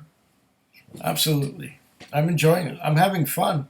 The thing is that you guys are actually watching me up to this point. This is wonderful. The reason I mentioned the Quattro is because I thought it was a duplicate and I could try it. What are the odds that Crummy Store would have that whiskey? Okay. I collect stamps, or did collect stamps. We're on to you, Pinto. We're on to you. Sorry, but people that buy whiskey for profit ruin Scotch for everyone else. Yeah, I concur, for sure. My nephew is going to get my estate. I hope he likes whiskey. There you go. If he hates it, he'll sell it and make a profit, right? JP Weiser's 35-year-old just got 92.7 at the IWC. I can hear the dollars already. 35-year-old Weisers?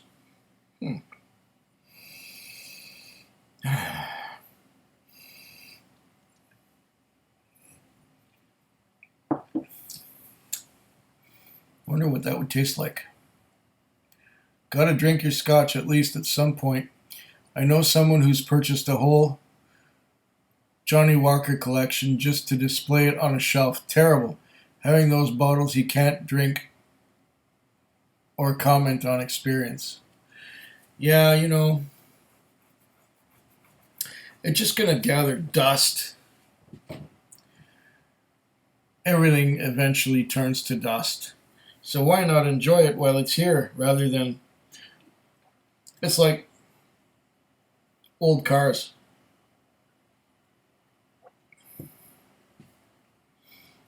I used to be, well, I'm still a bit of an old car enthusiast, even though I don't own anything interesting right now, which is good because I can't afford to be rebuilding old cars. I did it a couple times, and it's just a headache and it's a hassle. But this is very similar to having old cars in a museum. The old cars are sitting in a museum. They're collecting dust. They're drying out. They're rotting away. Aren't cars meant to be driven? Cars are meant to be driven. They're meant to be used to get you from point A to point B, to go on a curvy, twisty mountain road at high speed and enjoy taking every curve. I'm thinking of a Pikes Peak hill climb right now, but that's not what this is about. What this is about is leaving your whiskey to sit there rather than enjoying it, rather than really enjoying it. Johnny Walker collection? Oh, please. Please, please me. Oh, yeah, as I please you.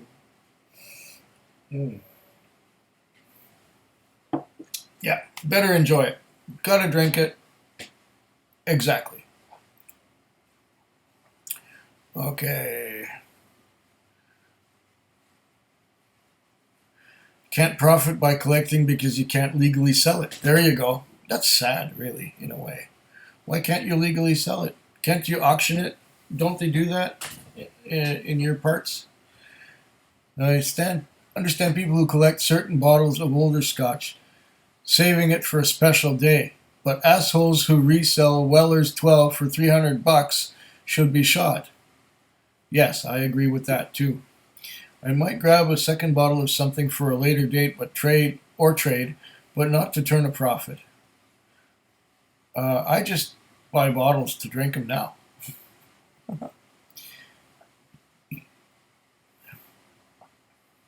Have you purchased anything from an auction site? No. I go to liquor stores. I buy liquor at the liquor store. I don't know anything about auction sites. Trading is fine. We all do that. I haven't done that yet. And Pinto, I was watering my strawberry patch today, and that is not a euphemism. Good on you. You got a strawberry patch. Got into the gin. Good one, Eric. Cool you down. And trading is fun. Ripping people off is just raising already crazy prices. I agree. Okay, well, I'm gonna. Here's your cue. I'm gonna relieve myself. Gonna get some more water. And maybe that Altmore was actually really good. I'm gonna think of what to drink next. Gotta think of something that's been open for a while. And we're nearing 3 hours and 11 minutes. We're doing good. We're doing really good. We'll be back in just a moment. Get some water. Oh, yeah.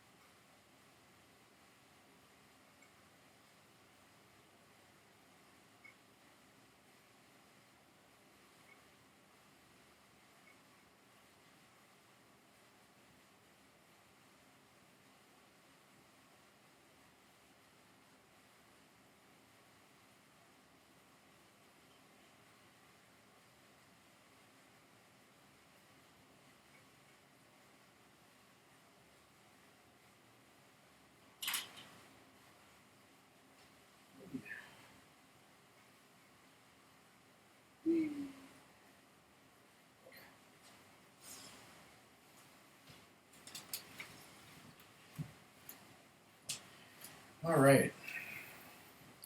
Now I got to decide what to go for next. Was that bottled at 46? I think it was.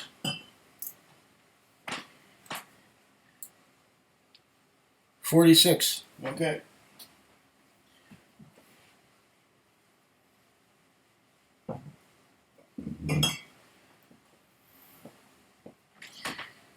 This one is 46.3. Well, that's moving up. Let's do that. This is a Deanston 12. And not chill filtered. 70 centiliters, so that's a European bottle. 46.3 alcohol. And what I like about Deanston is it's plain, it's simple, it's straightforward, it's not over-marketed. It's just plain, simple packaging and really good contents.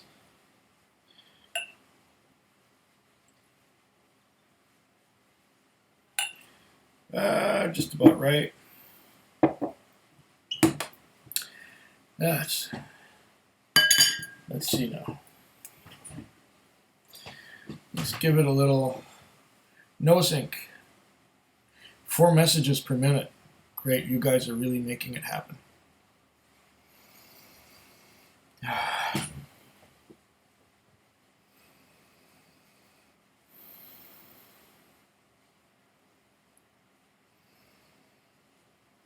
Oh, caramel, vanilla.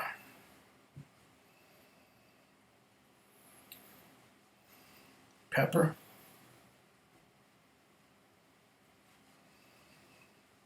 Let that open up a bit.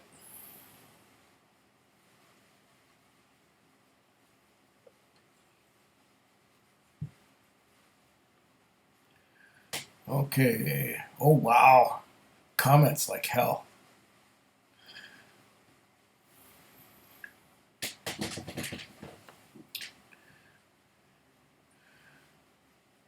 I just traded a bottle of Monkey Shoulder to a guy who doesn't know squat about whiskey for a bottle of Glenrothes 69 from his grandparents' cabinet.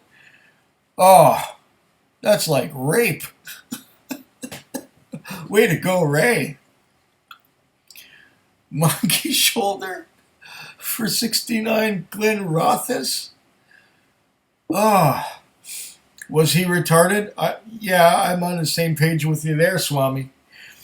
Had to try Glendronach 15, so I purchased a couple from Whiskey Auctions, also a Benriach 15 Sherry. Any thoughts of those? Okay. Never had Glendronach 15. I had the 12, which is the only Glendronach I ever had, and I liked it a lot.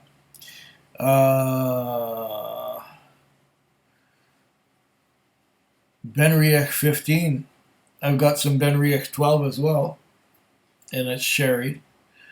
I don't have any thoughts on those. I haven't tried them. But Glendronach and Benriach both have been good to me in the past, so you've probably done okay. Auctions in Ontario, and the prices are dumb. Yeah, they probably are. I don't know if we have auctions here. I work at night, so I don't know anything what's going on.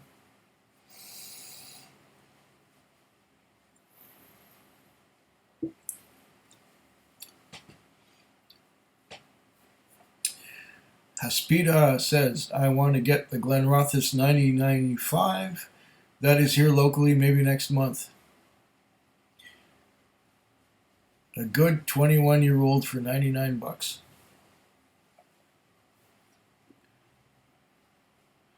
Springbank 15 for a Bell Blair 1990. Good on you.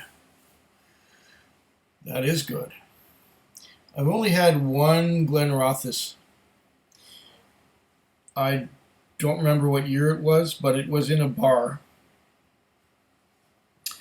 And before the Glenrothes, I had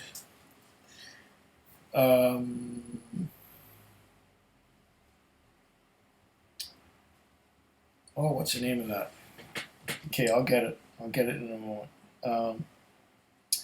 Tomatin 15. Tomatin 15 was aged in a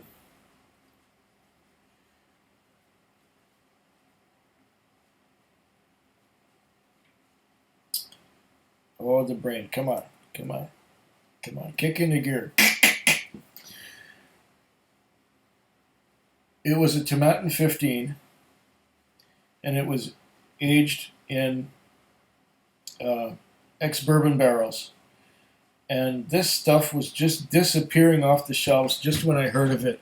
And I managed to get a dram of it at this bar called the Little Jumbo in Victoria here. And that stuff was so nice. That was like the Altmore I just had before. Wonderful whiskey. And then I tried the Glenrothes, which was kind of I didn't like it so much. So I've only had one dram of Glenrothes in my entire life. I might venture in that direction soon. Sometime in the next year, maybe. But there's always things I want to get and things I want to try, so.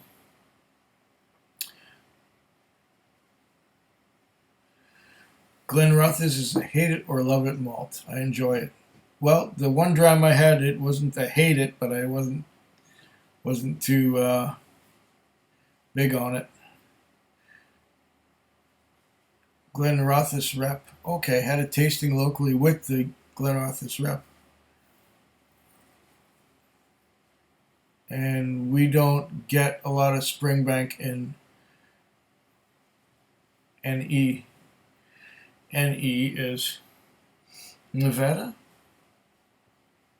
New England? Well, we don't get a lot of Springbank here either. I have to really hunt for it. And there's one store I know that carries it, Springbank.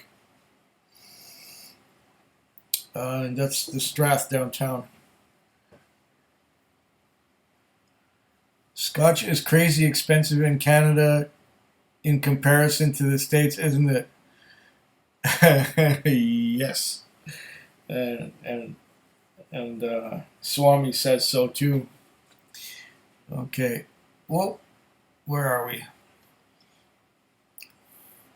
You ever watched Play It Again, Sam? A pre-creepy Woody Allen film. It's got some great whiskey references. One of the characters drinks J&B as if it's suave.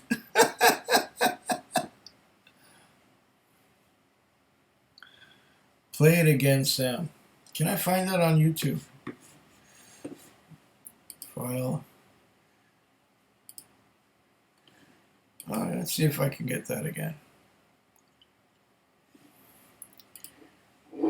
Okay. Play It Again, Sam. Woody Allen. Yeah, okay.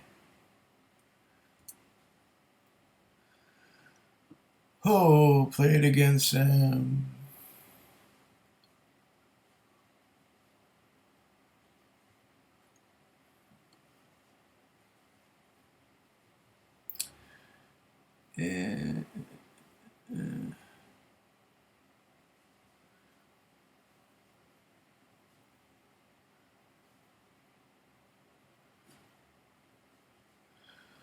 Yeah, looking on YouTube to get movies.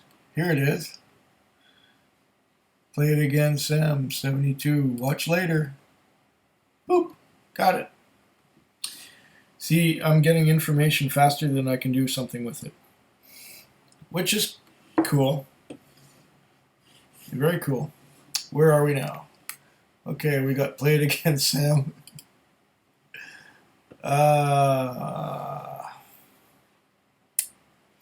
Gonna have to watch that. Cheap Scotch in Canada is $50 on average. Yeah. Unless you go to the cheaper blends, you can get a lot of things in the $30 range. But a lot of them are not so good. I'd say a cheap single malt would be in the $50 range. Yep. And JJ My Tube, wow, I can get Beaneria Curiositas, Glen Grant 10, Ben Romach 10, Glenmorangie 10, etc. for 30 in South Florida. Okay, well, you know what? I did mention that what I want to do when I retire, I want to just collect my pension and get me a motorhome and go wherever I want to go. And I will go through places where whiskey is inexpensive. Just don't try to cross the border with a great big bar like I got here. I'm going to break into this dark chocolate, I think. This is the one from Scotland. That was sent to me by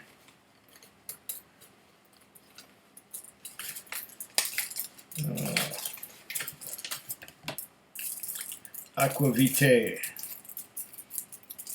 He's not here tonight, but I only came on tonight because of Pinto, who has to go to work tomorrow and can't be drinking Sunday night. And that's why we're doing this now.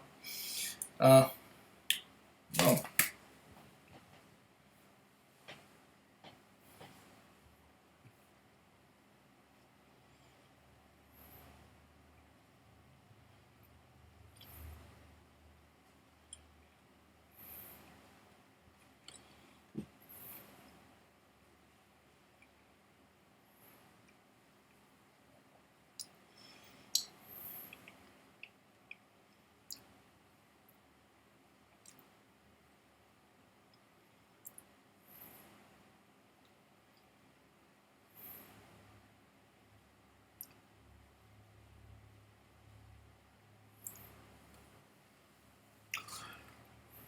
university costs $250 a semester in Canada.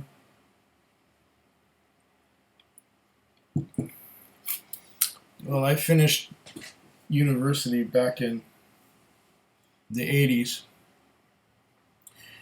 and it wasn't quite $250 a semester. It was more than that, but not too much more. It was like maybe $1,500 a semester for a full course load. But maybe if you get subsidized or get loans and bursaries, I don't know. But university is very expensive stateside, from what I understand. So you're going to get some things good, some things cheap, and some things expensive depending on where you live. Chick that Alan is wooing says in a sultry voice, "Ooh, a whiskey drinker, like she'd jump into bed if he sneezed." Then Diane Keaton says, "You didn't have any whiskey, so I gave you 7-Up." Yeah, Woody Allen. Okay. It's in my watch later list there, Pinto. I'll catch up with you. Booze tax pays for higher education in Canada. There you go. The bottles I can't get down here is Lecheg 10, 105 Glenfarclas, and Glenfarclas 15. Well, they're hard to find here too. Oh, this is good chocolate.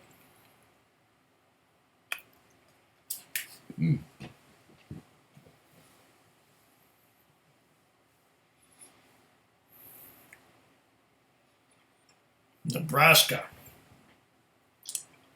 Thank you. Nebraska.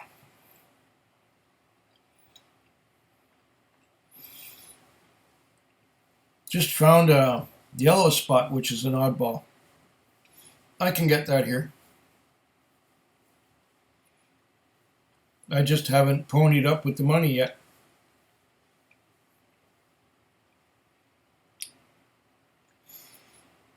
The last time Glen Grant 10 was in Ontario, it was $100.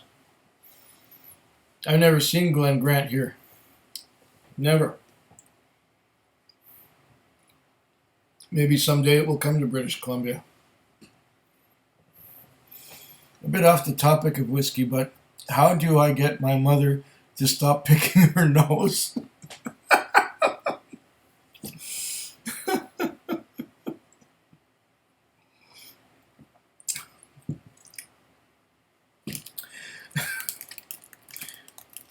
Why would you want to stop her from getting comfort and satisfaction? If that isn't bad enough, I see her put her finger in her mouth afterwards, and I see the mucus stretch like cheese. I think you should respect your mother and let her do as she pleases.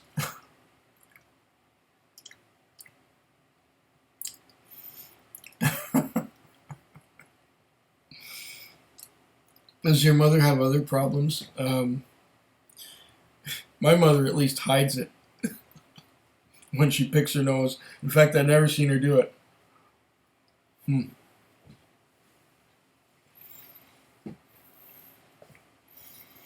That is just a weird topic.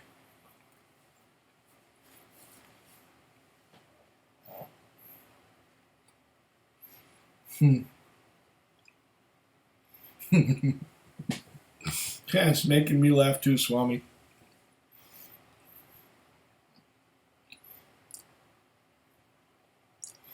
Individuals can't sell whiskey in the States. It's illegal. No auctions, no nothing. Oh, okay.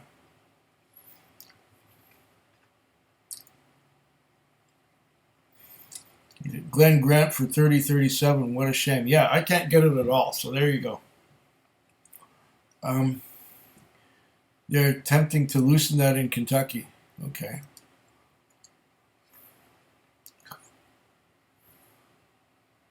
Yeah, Glen Grant is rare in Canada. I've never seen it. I only heard of it through people like Ralphie. Maybe that's something I should get when I go stateside later this year.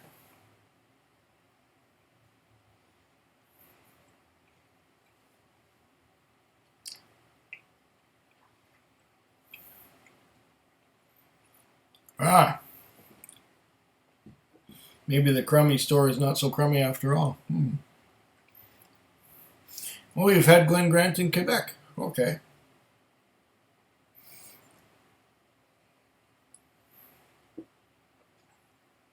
Seen people offer bottles on Facebook. Interesting. Yes, you collect minis too? I kind of thought you would. Pinto, you don't surprise me anymore.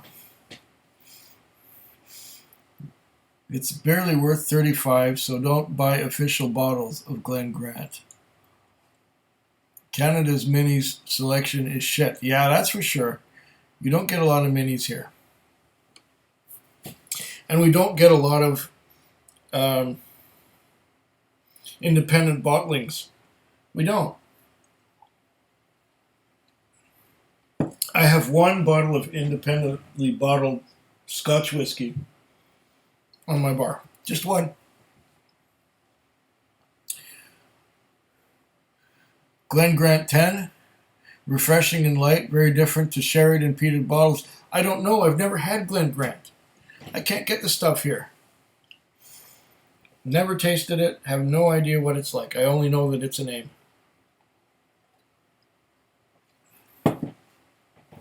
And Pinto. I'm listening to Pylon last album, Chain, now.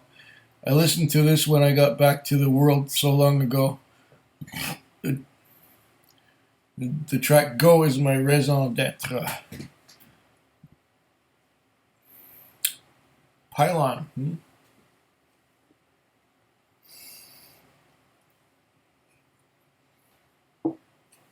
I wonder if they have that on iTunes. iTunes.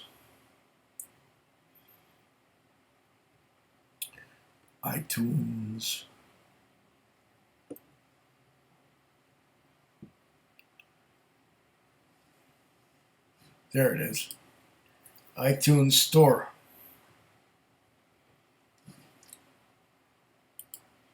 And Pylon.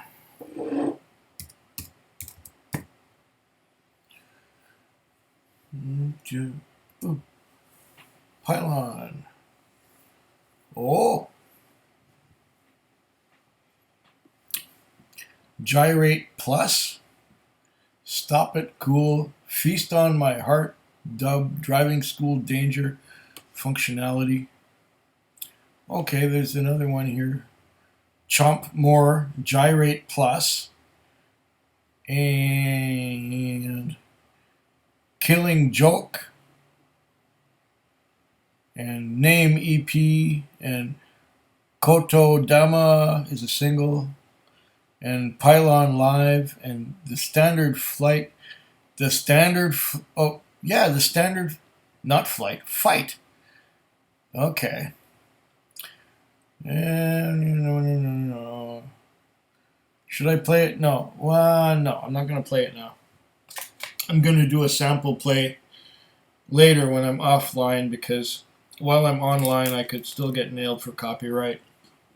I think. I don't know. I don't want to risk it, so forget it. iTunes will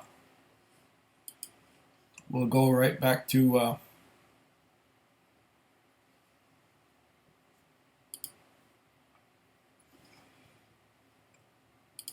iTunes library there. Okay.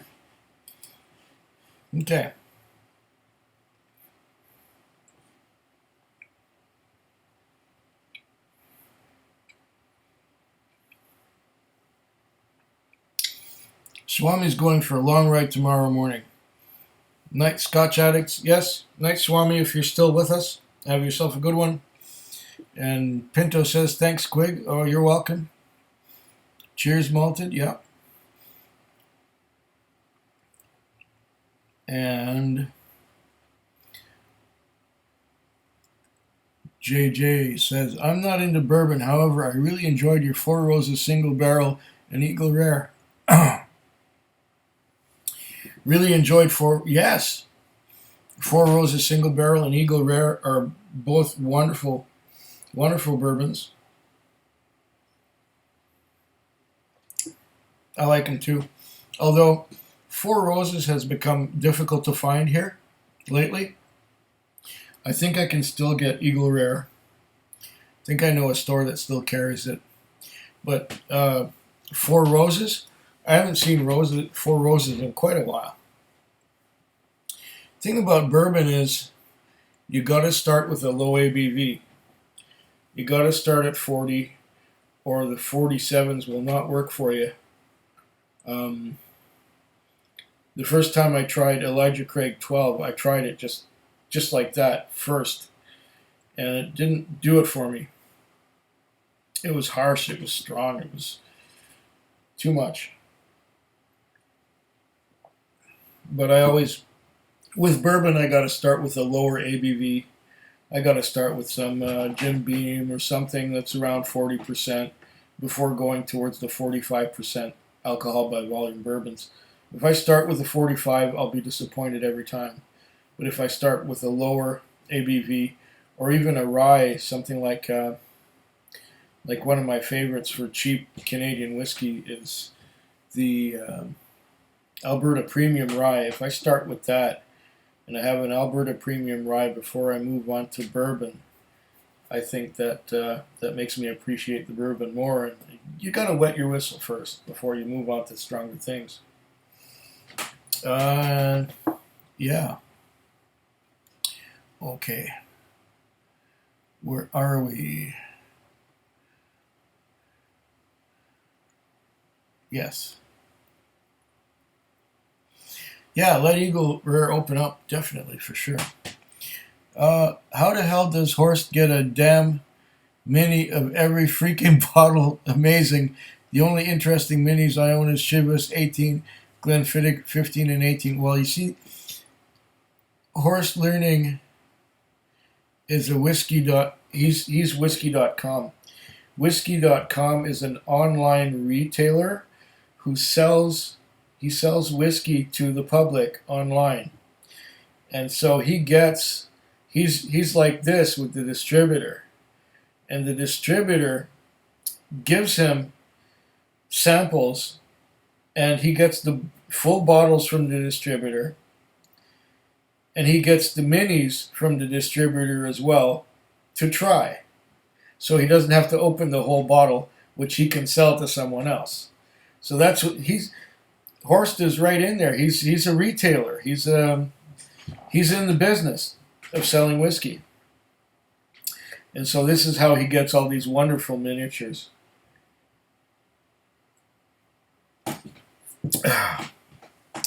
Must be nice.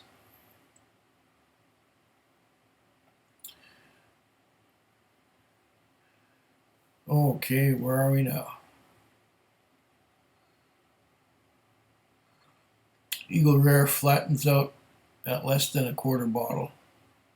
I didn't notice that. It was good right to the end. By the way, what bottles do you guys find that change the most with oxidation? The better ones and the worst? Good question. In my limited experience, one bottle that changed a lot was the 12-year-old Bowmore.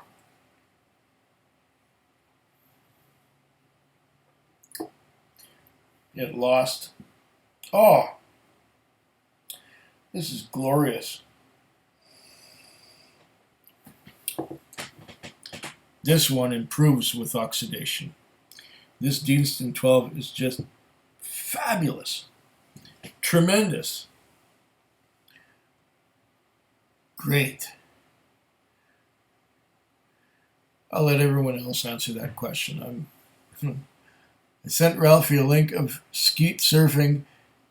You ever heard of that? Where are you coming from, Pinto? Skeet surfing.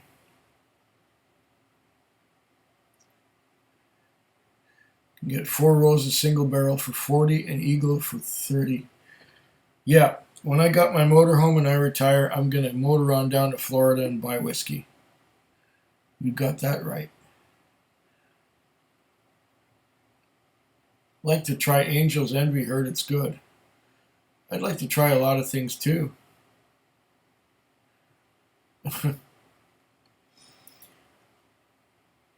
Horst runs a drinks mail order company, which is part of how he gets miniatures. Exactly. I think that's what I was saying. But you probably said it before I did.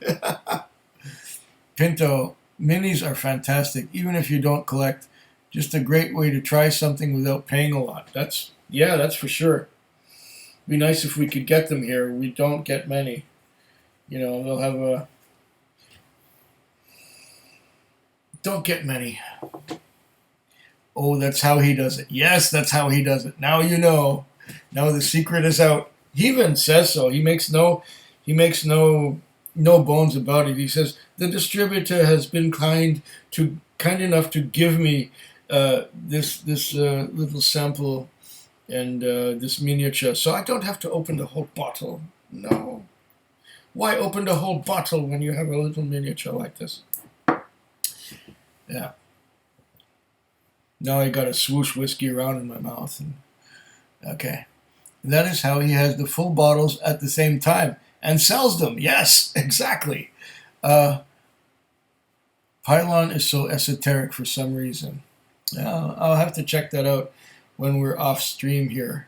Maybe tomorrow when I'm yeah, soberer. That's why he says he doesn't have many bottles in his bar. Yeah, of course he doesn't, because he's got a constant stream of samples coming in.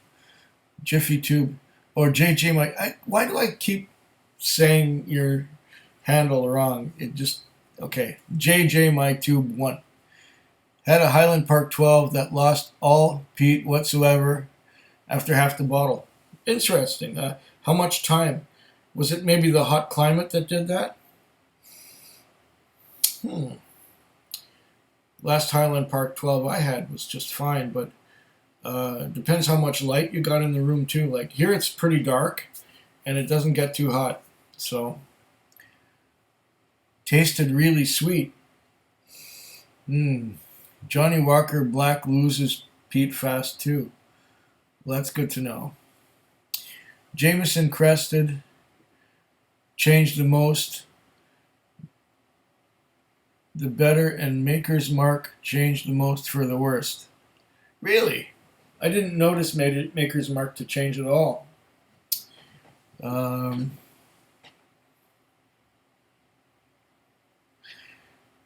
We can get great selection of Scotch in our liquor stores, but no good selection in our bars. You know what that means? That encourages drinking at home.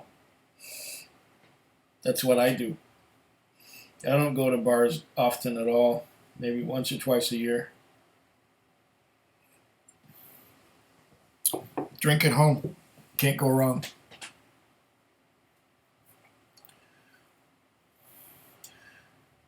So I have to pony up for full bottles. Yeah, me too.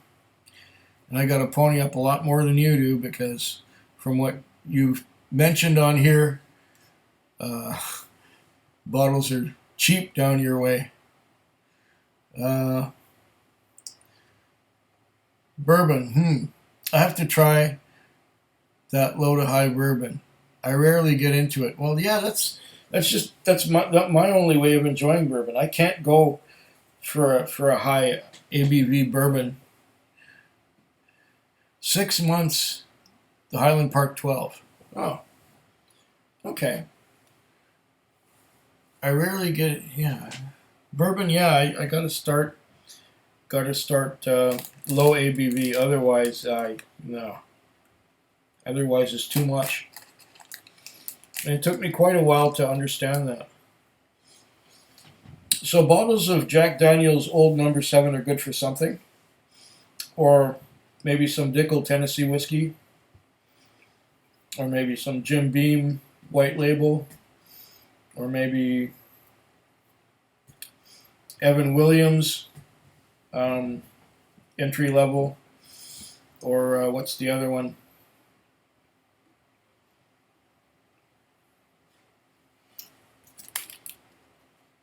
Any bourbon at 40% is a good way to start, to move on in a flight towards a bourbon of higher ABV, at least in my experience.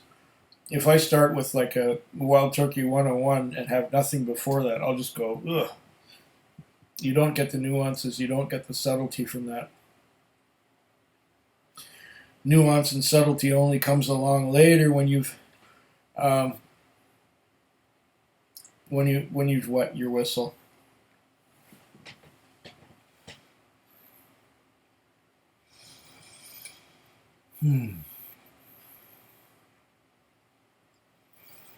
Old Number 7 tastes very strange, like sweet glue. Yeah. I get I get kerosene and cherries myself, and there's guys who say it tastes good. Nah, I could leave it anytime. Give me anything besides old number 7. Sweet glue.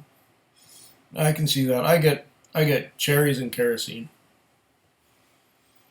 Sometimes bourbon, if I'm on my game, is fantastic, but mostly it's just okay. Not bad, but not good.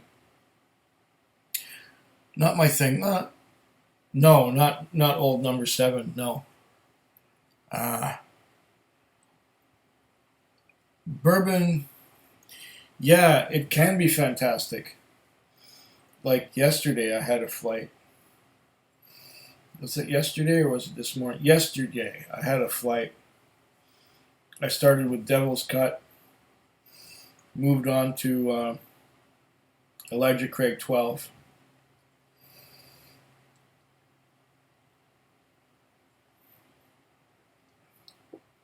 Had some Maker's 46 and then some Wild Turkey 101. And the best part was going for that Elijah Craig 12 right after having the Devil's Cut. Oh, that was so nice.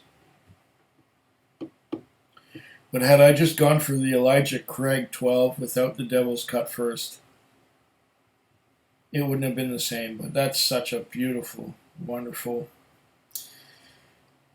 vanilla and caramel and spicy, slightly rye experience.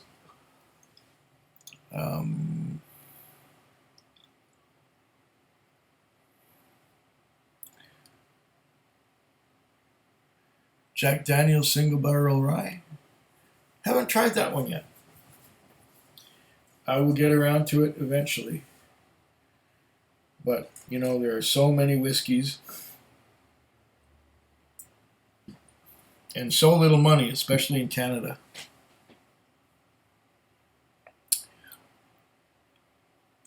I'd like to hear you rate your top 5 peated scotches in order if you can. Oh my, you're making me work. Okay, I'll give it a shot. First to last, top 5. I not really want to rate my whiskeys.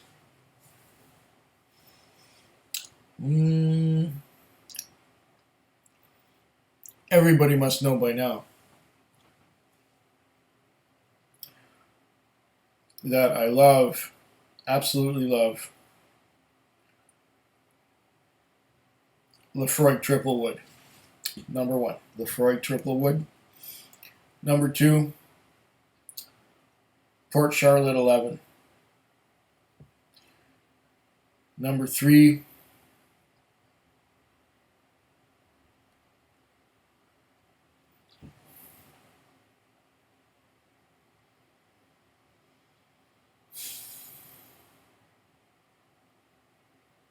Lagavulin 8 maybe.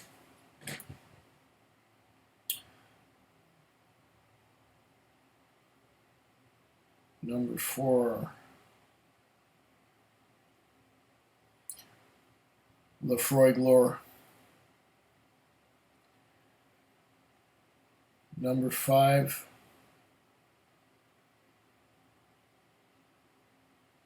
Ardbeg Corey Vrecken. But my choices might be different tomorrow. Well, no, Lecheg 10 must be in there somewhere. And Talisker 10 too. So it's so hard to do this. I tried, okay. Maybe I failed. Maybe I gave you some ideas.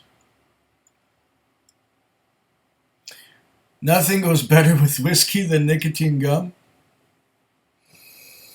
Oh my.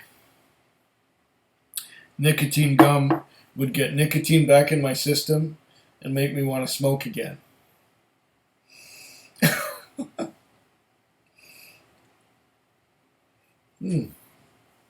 We're down to 6 viewers. I guess it must be late somewhere.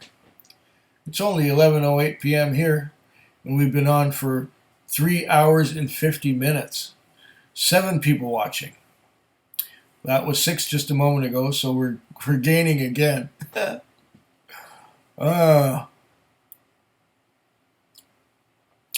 What's your biggest disappointment bottle in recent memory? One that you just wish you hadn't spent the money on? Okay. One that was really bad was the Weems Spice King. That sucked really bad. And the Trust whiskey from Granville Island. That was pretty bad. And what was the other one that cost too much and tasted terrible? Well, even though something might be terrible, at least it's a data point, and at least you know that stuff's terrible. Once you've had a bottle, you know. So things that are really terrible, the other one, yeah. Williams White, the white grain spirit from that little distillery up the road, Sheringham. I think it costed $90 and would have still, even at 20, it wouldn't have been good. But I've been blending it with other things, so this has a whole bunch of things blended with that Sheringham. And my next dram might be this, my blend. It's mostly Canadian whiskey. It's mostly young. Some of it was not aged at all. I think the oldest thing in here is about 5 years old, and it's not bad. It's getting better as I go along with it. But yeah, I've had some big disappointments.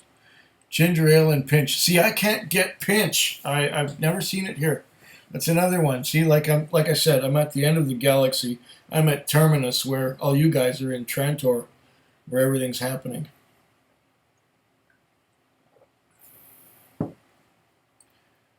So there is a reason for Basil Hayden. Yes! Yes, and I have a bottle of that too, and I'm going to try it soon.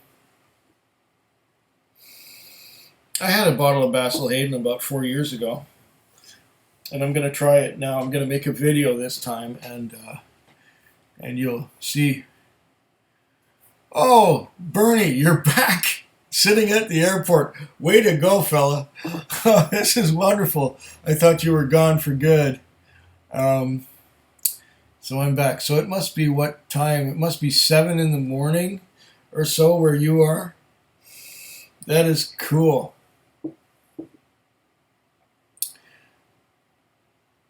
Balvenie Caribbean cask? It was just okay for me. I could have had Old Pulteney 17 for $20 more. Well, I found the Balvenie Caribbean cask quite nice. In fact, I have not been disappointed by any Balvenie that I've ever tried.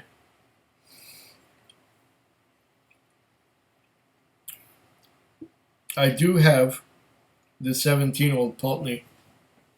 Haven't tried it yet, but it costs about $30 more than the Caribbean cask. So I will be trying that as well. Yeah, I did splurge. I made a splurgement for the Old Pulteney 17. Just because Ralphie liked it so much. What was it, 2 or 3 years ago when it was his Whiskey of the Year? You ever had Jack Daniels at 43%? Huh, good question. Nope, me either.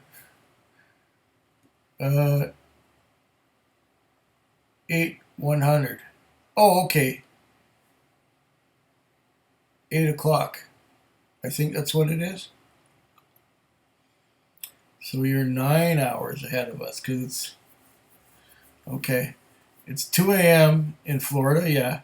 And it's just 11:13 here.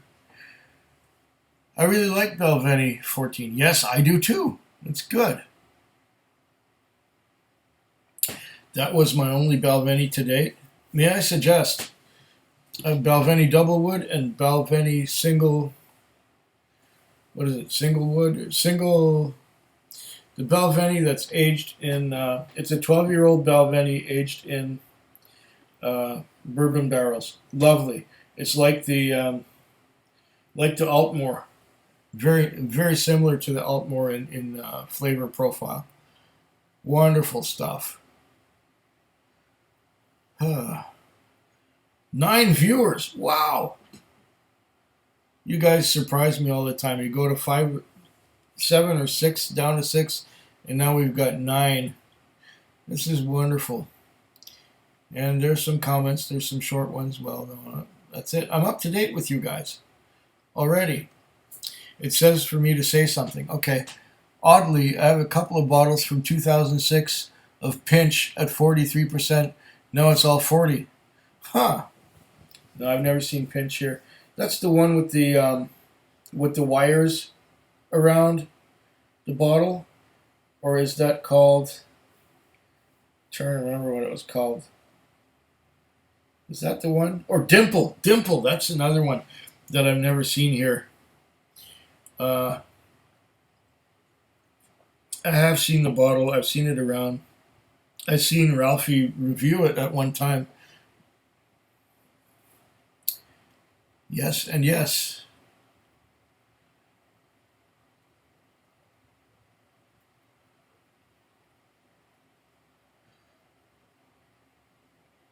Dimple Pinch is all the same. Okay, I knew there was an association there somewhere. No, we don't get it here. Never seen it.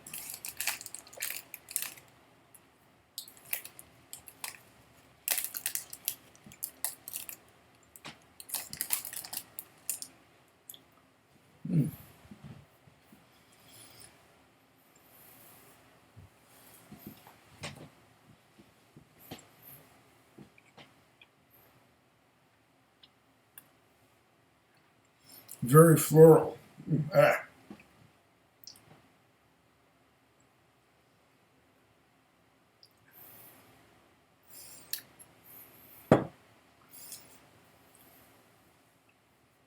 Oat cakes. I wonder if I can buy those here. Maybe. I'll have to find a local Scottish supermarket. Don't know if they have any.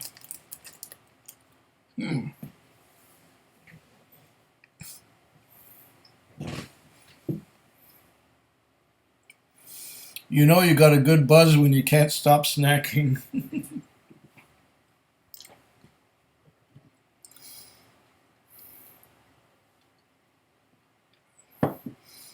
That's a reference to cannabis, right?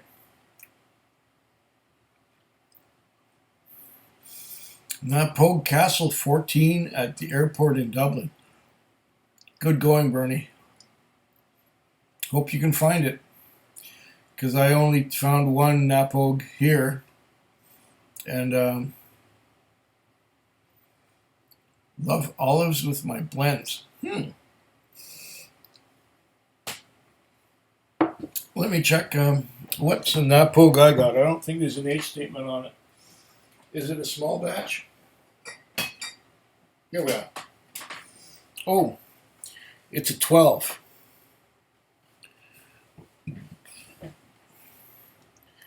It's a Napogue 12.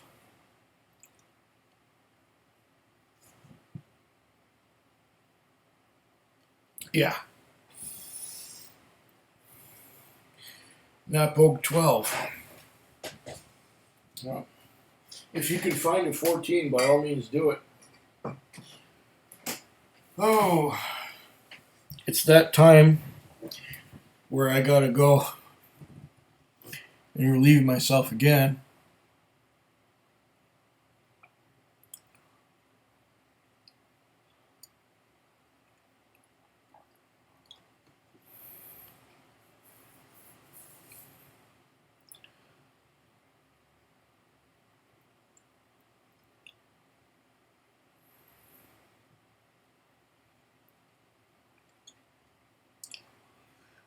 There's a discontinued Napog I can get for about 40. Is it worth it? The one Napog I have is wonderful.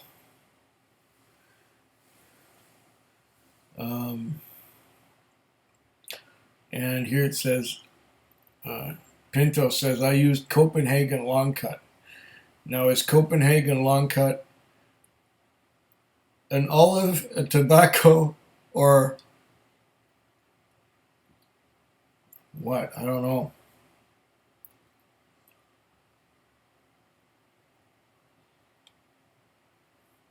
Oh, you've lately got the full line of Napog Castle there. Haspedia says, or Haspida says. Eric, was good to have you with us. Good night. There's about a drop left in here, so to your health. Got to get some more water.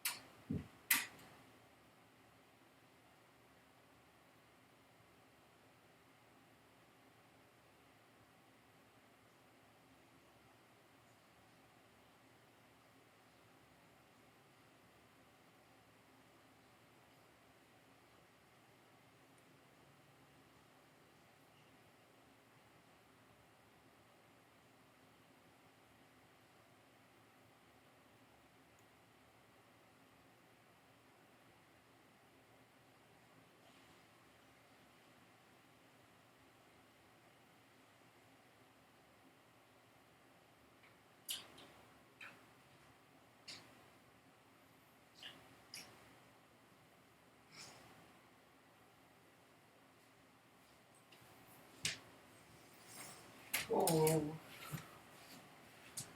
Okay. Now we had some Deanston. What should I do next? Deanston, very nice. Very beautiful whiskey. What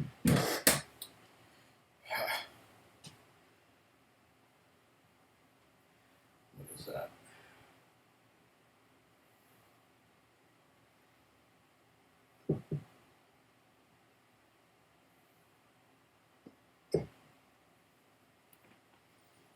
Oh. Okay. I'm back.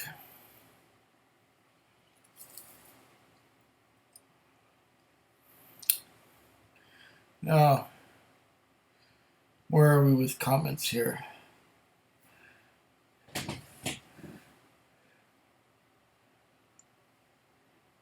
Okay, we said goodnight to Eric. And JJ says, see, it's a 24-hour place that has these oddball bottles, but he's a bit overpriced. He's got Lagavulin Distillers for $140, which I saw. And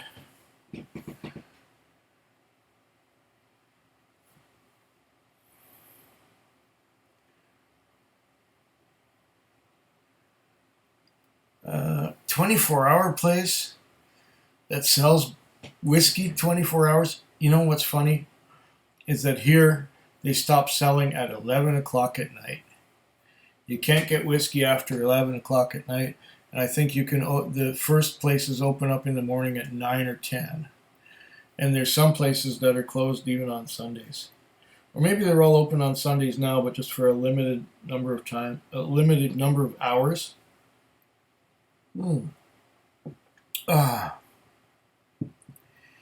About 140, yeah, that's what.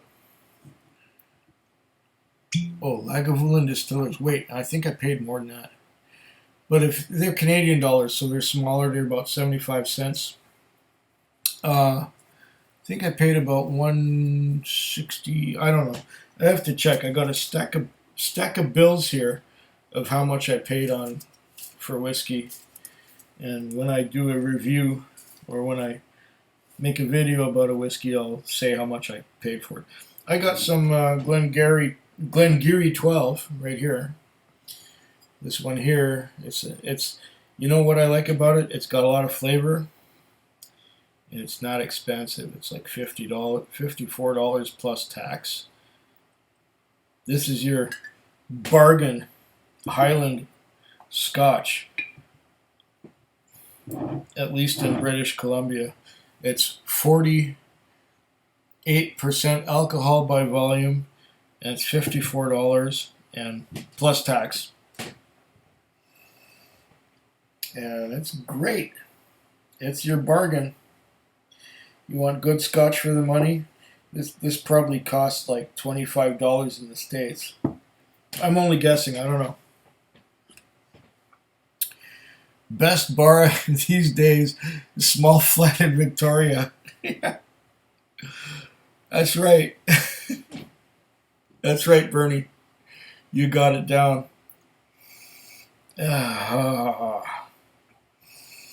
Lovely.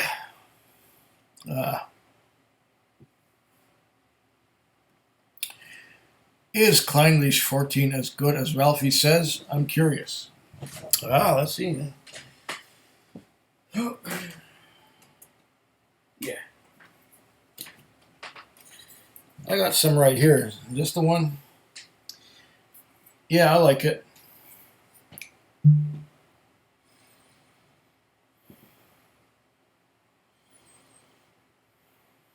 It's very good. Very, very good. Very, very nice.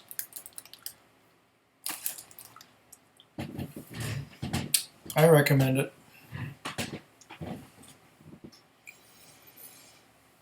It costs around here, what did I pay? What, $120, $130?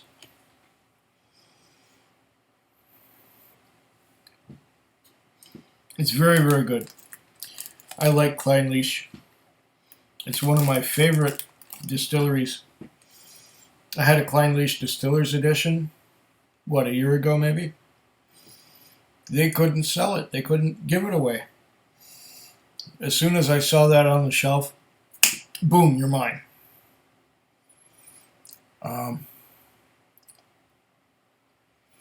If Napog is age stated, it's worth 40. If it is 14 or 16, then 40 is a bargain. The NAS for 40 wouldn't be a bargain here.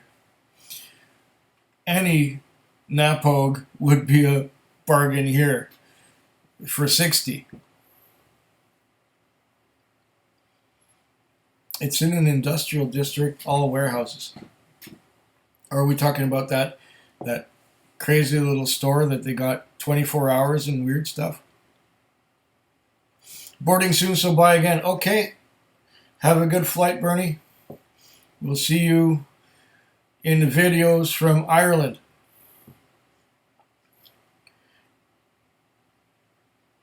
Just so you know, I collect made in U.S. thermoses. I wouldn't put it past you, Pinto. Okay, JJ, my tube is asking me, is it comparable to any other? And then we're talking about Kleinlich, maybe?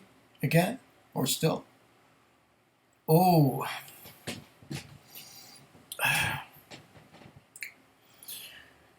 Kleinlich is special. It has that waxy thing to it.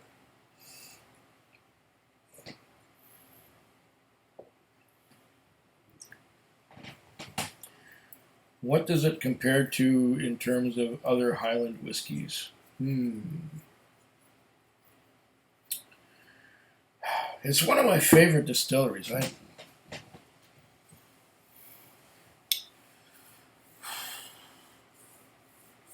making me think and making me work here. Kleinlich compares to... Have you ever had a Craig Ellachie 13?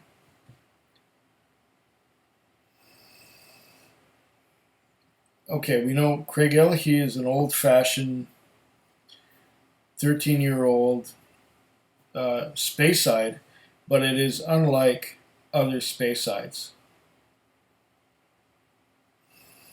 It has some of that same waxiness in the on the palate. And one nice thing about the Craig Ellachie 13 is it tingles like a Mortlach rare old, because they use the worm tubs to cool off the distillate as it's condensing. And those are the two whiskeys that I get that tingling from, being Mortlach and the Craig Ellachie 13. The Craig Ellachie, the Craig Ellachie 13 has that same waxiness that the Clynelish has, and the tingling from the worm tubs that the Clynelish doesn't have. But Clynelish, it's a special. It's one of my favorite whiskeys. It's just, yeah. This is good juice. If you can get it cheap, buy it. If you can get it expensive, buy it. Just buy it. I don't think you would be disappointed with the Clynelish. As soon as I found out about it, and that it was a component, or a major component, of the Compass Box Lost Blend, and the Compass Box Lost Blend is just fantastic. Mostly it's 80% like 18-year-old Clynelish, and it's got 20% of it is Kalila. And that's what turned me on to Clynelish, after trying the Lost Blend from Compass Box. And that must be a couple of years ago now, a year and a half, 2 years ago, when I first got the Lost Blend. And I thought it was the cat's ass. It was just lovely. So that's what turned me on to Clynelish, by trying that one. Okay. Where are we now? Not too pricey around here, 58 to 75. That's good. Pinto, can you get Jim Beam's signature craft, you know, that Beam stuff, in the 375ml bottles? I don't know. I've never looked for it. I don't look too hard for Beam. Signature craft. I'm going to go whiskey shopping tomorrow, so I'll see if I can find that. I'll go to 2 or 3 different stores and look and see what I can find.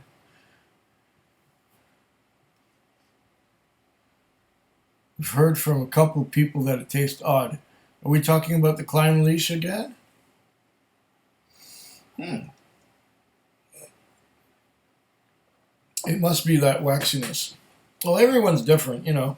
I love the stuff. That is, if we are talking about the Clynelish. Oh, the 13-year-old you're talking about. Oh, okay. So, no, I was talking about the Craig Ellachie.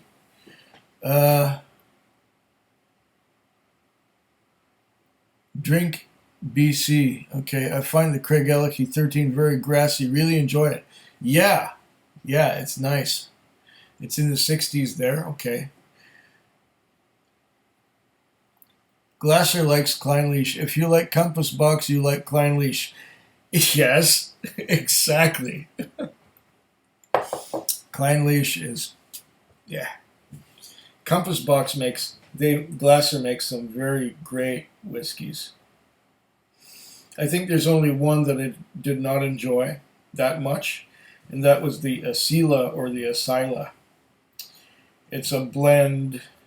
Well, Compass Box is usually a blend, but this was a blend of Clynelish and something else, and some grain whiskey.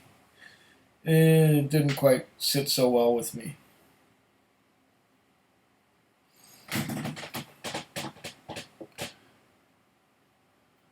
Okay. I've caught up with your comments again. There's only 6 people watching. Should we cut it here or keep going? We're at 4 minutes and 15 seconds, or 4 hours and 15 minutes. I know this is probably not going to be my last dram, but I'm going to get less articulate as we go along. Good dinner scotches.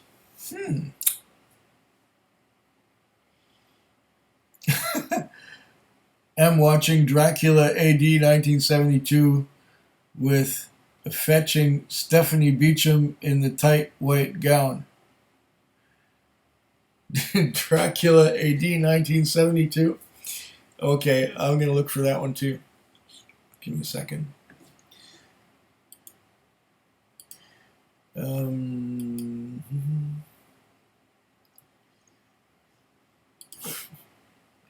Put this Klein leash aside. Keyboard. Dracula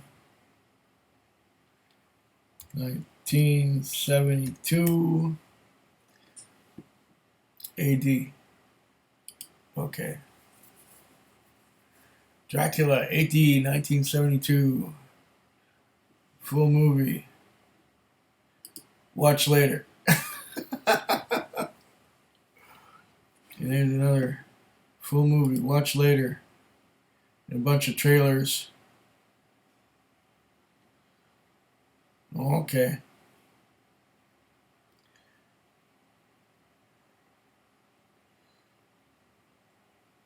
Part 10 of 10. Oh, this is all over YouTube. I'll have no trouble finding that. Oh, you're eclectic there, Pinto. Okay. How are we doing? 1 message per minute and 6 watching now.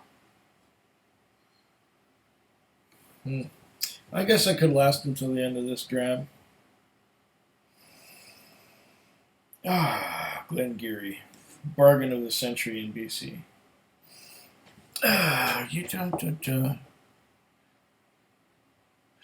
The single life looks fun. I enjoy it. It looks like I'm getting votes for cutting it now. And good night, Haspida. Nice to have you with us. Thanks for joining us. Same thing to you also, JJ MyTube. It was wonderful to have you here. Pinto, that movie has a great song by Stoneground, who I thought was a fake band, but wasn't. 2 great songs at the beginning. Look out for Alligator Man.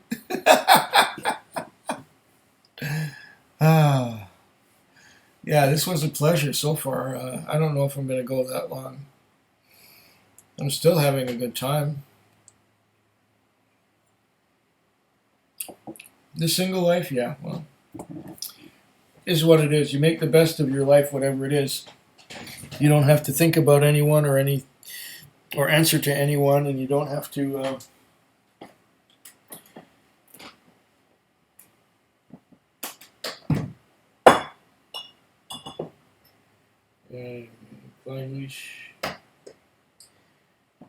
just do what you want. You don't have to consider what anyone else thinks. You just do it. Yeah, whether it was single or plural, I'll enjoy it. Life is to be enjoyed. Who knows if we get another one, right? Night all. Okay. The movie has a great... Okay, same here. Keep up the weekend flights. I think I'll do this again. It's been a blast so far. The guy who sings the lead in that has a kind of sad story. Can't remember his name. Sal something. A real talent. Well, everyone, it's been a thrill. It's been a treat. And I want to wish you all a slancha to your very good health. And I suppose I could keep on going, but we're losing a few, and I am getting a little tired. And I'll try and be back tomorrow on the Scotch Test Dummies. Their live feed is going to go on at about noon my time.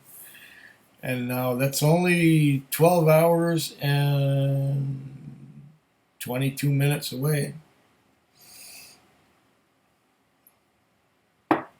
Ah.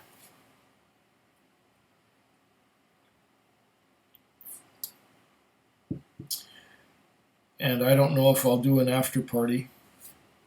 I want to taste a few whiskeys, make a few videos to let you know what I've got, and have a good night and begin to descend the plane. Yeah, don't miss that first step on that little stairway that goes down. Thanks for this. You're welcome, Pinto. Third after party next week. Okay, well, I might do an after party this week, but next week it might be the fourth one. We'll see. I forget what I called this one. Chariots of the Scotch Gods? Well, friends, it's been a treat. It's been a thrill. We will do this again, definitely, because I'm deriving so much pleasure from it that I can't think of not doing it again. Okay, well, until next time, Sláinte. Where is the...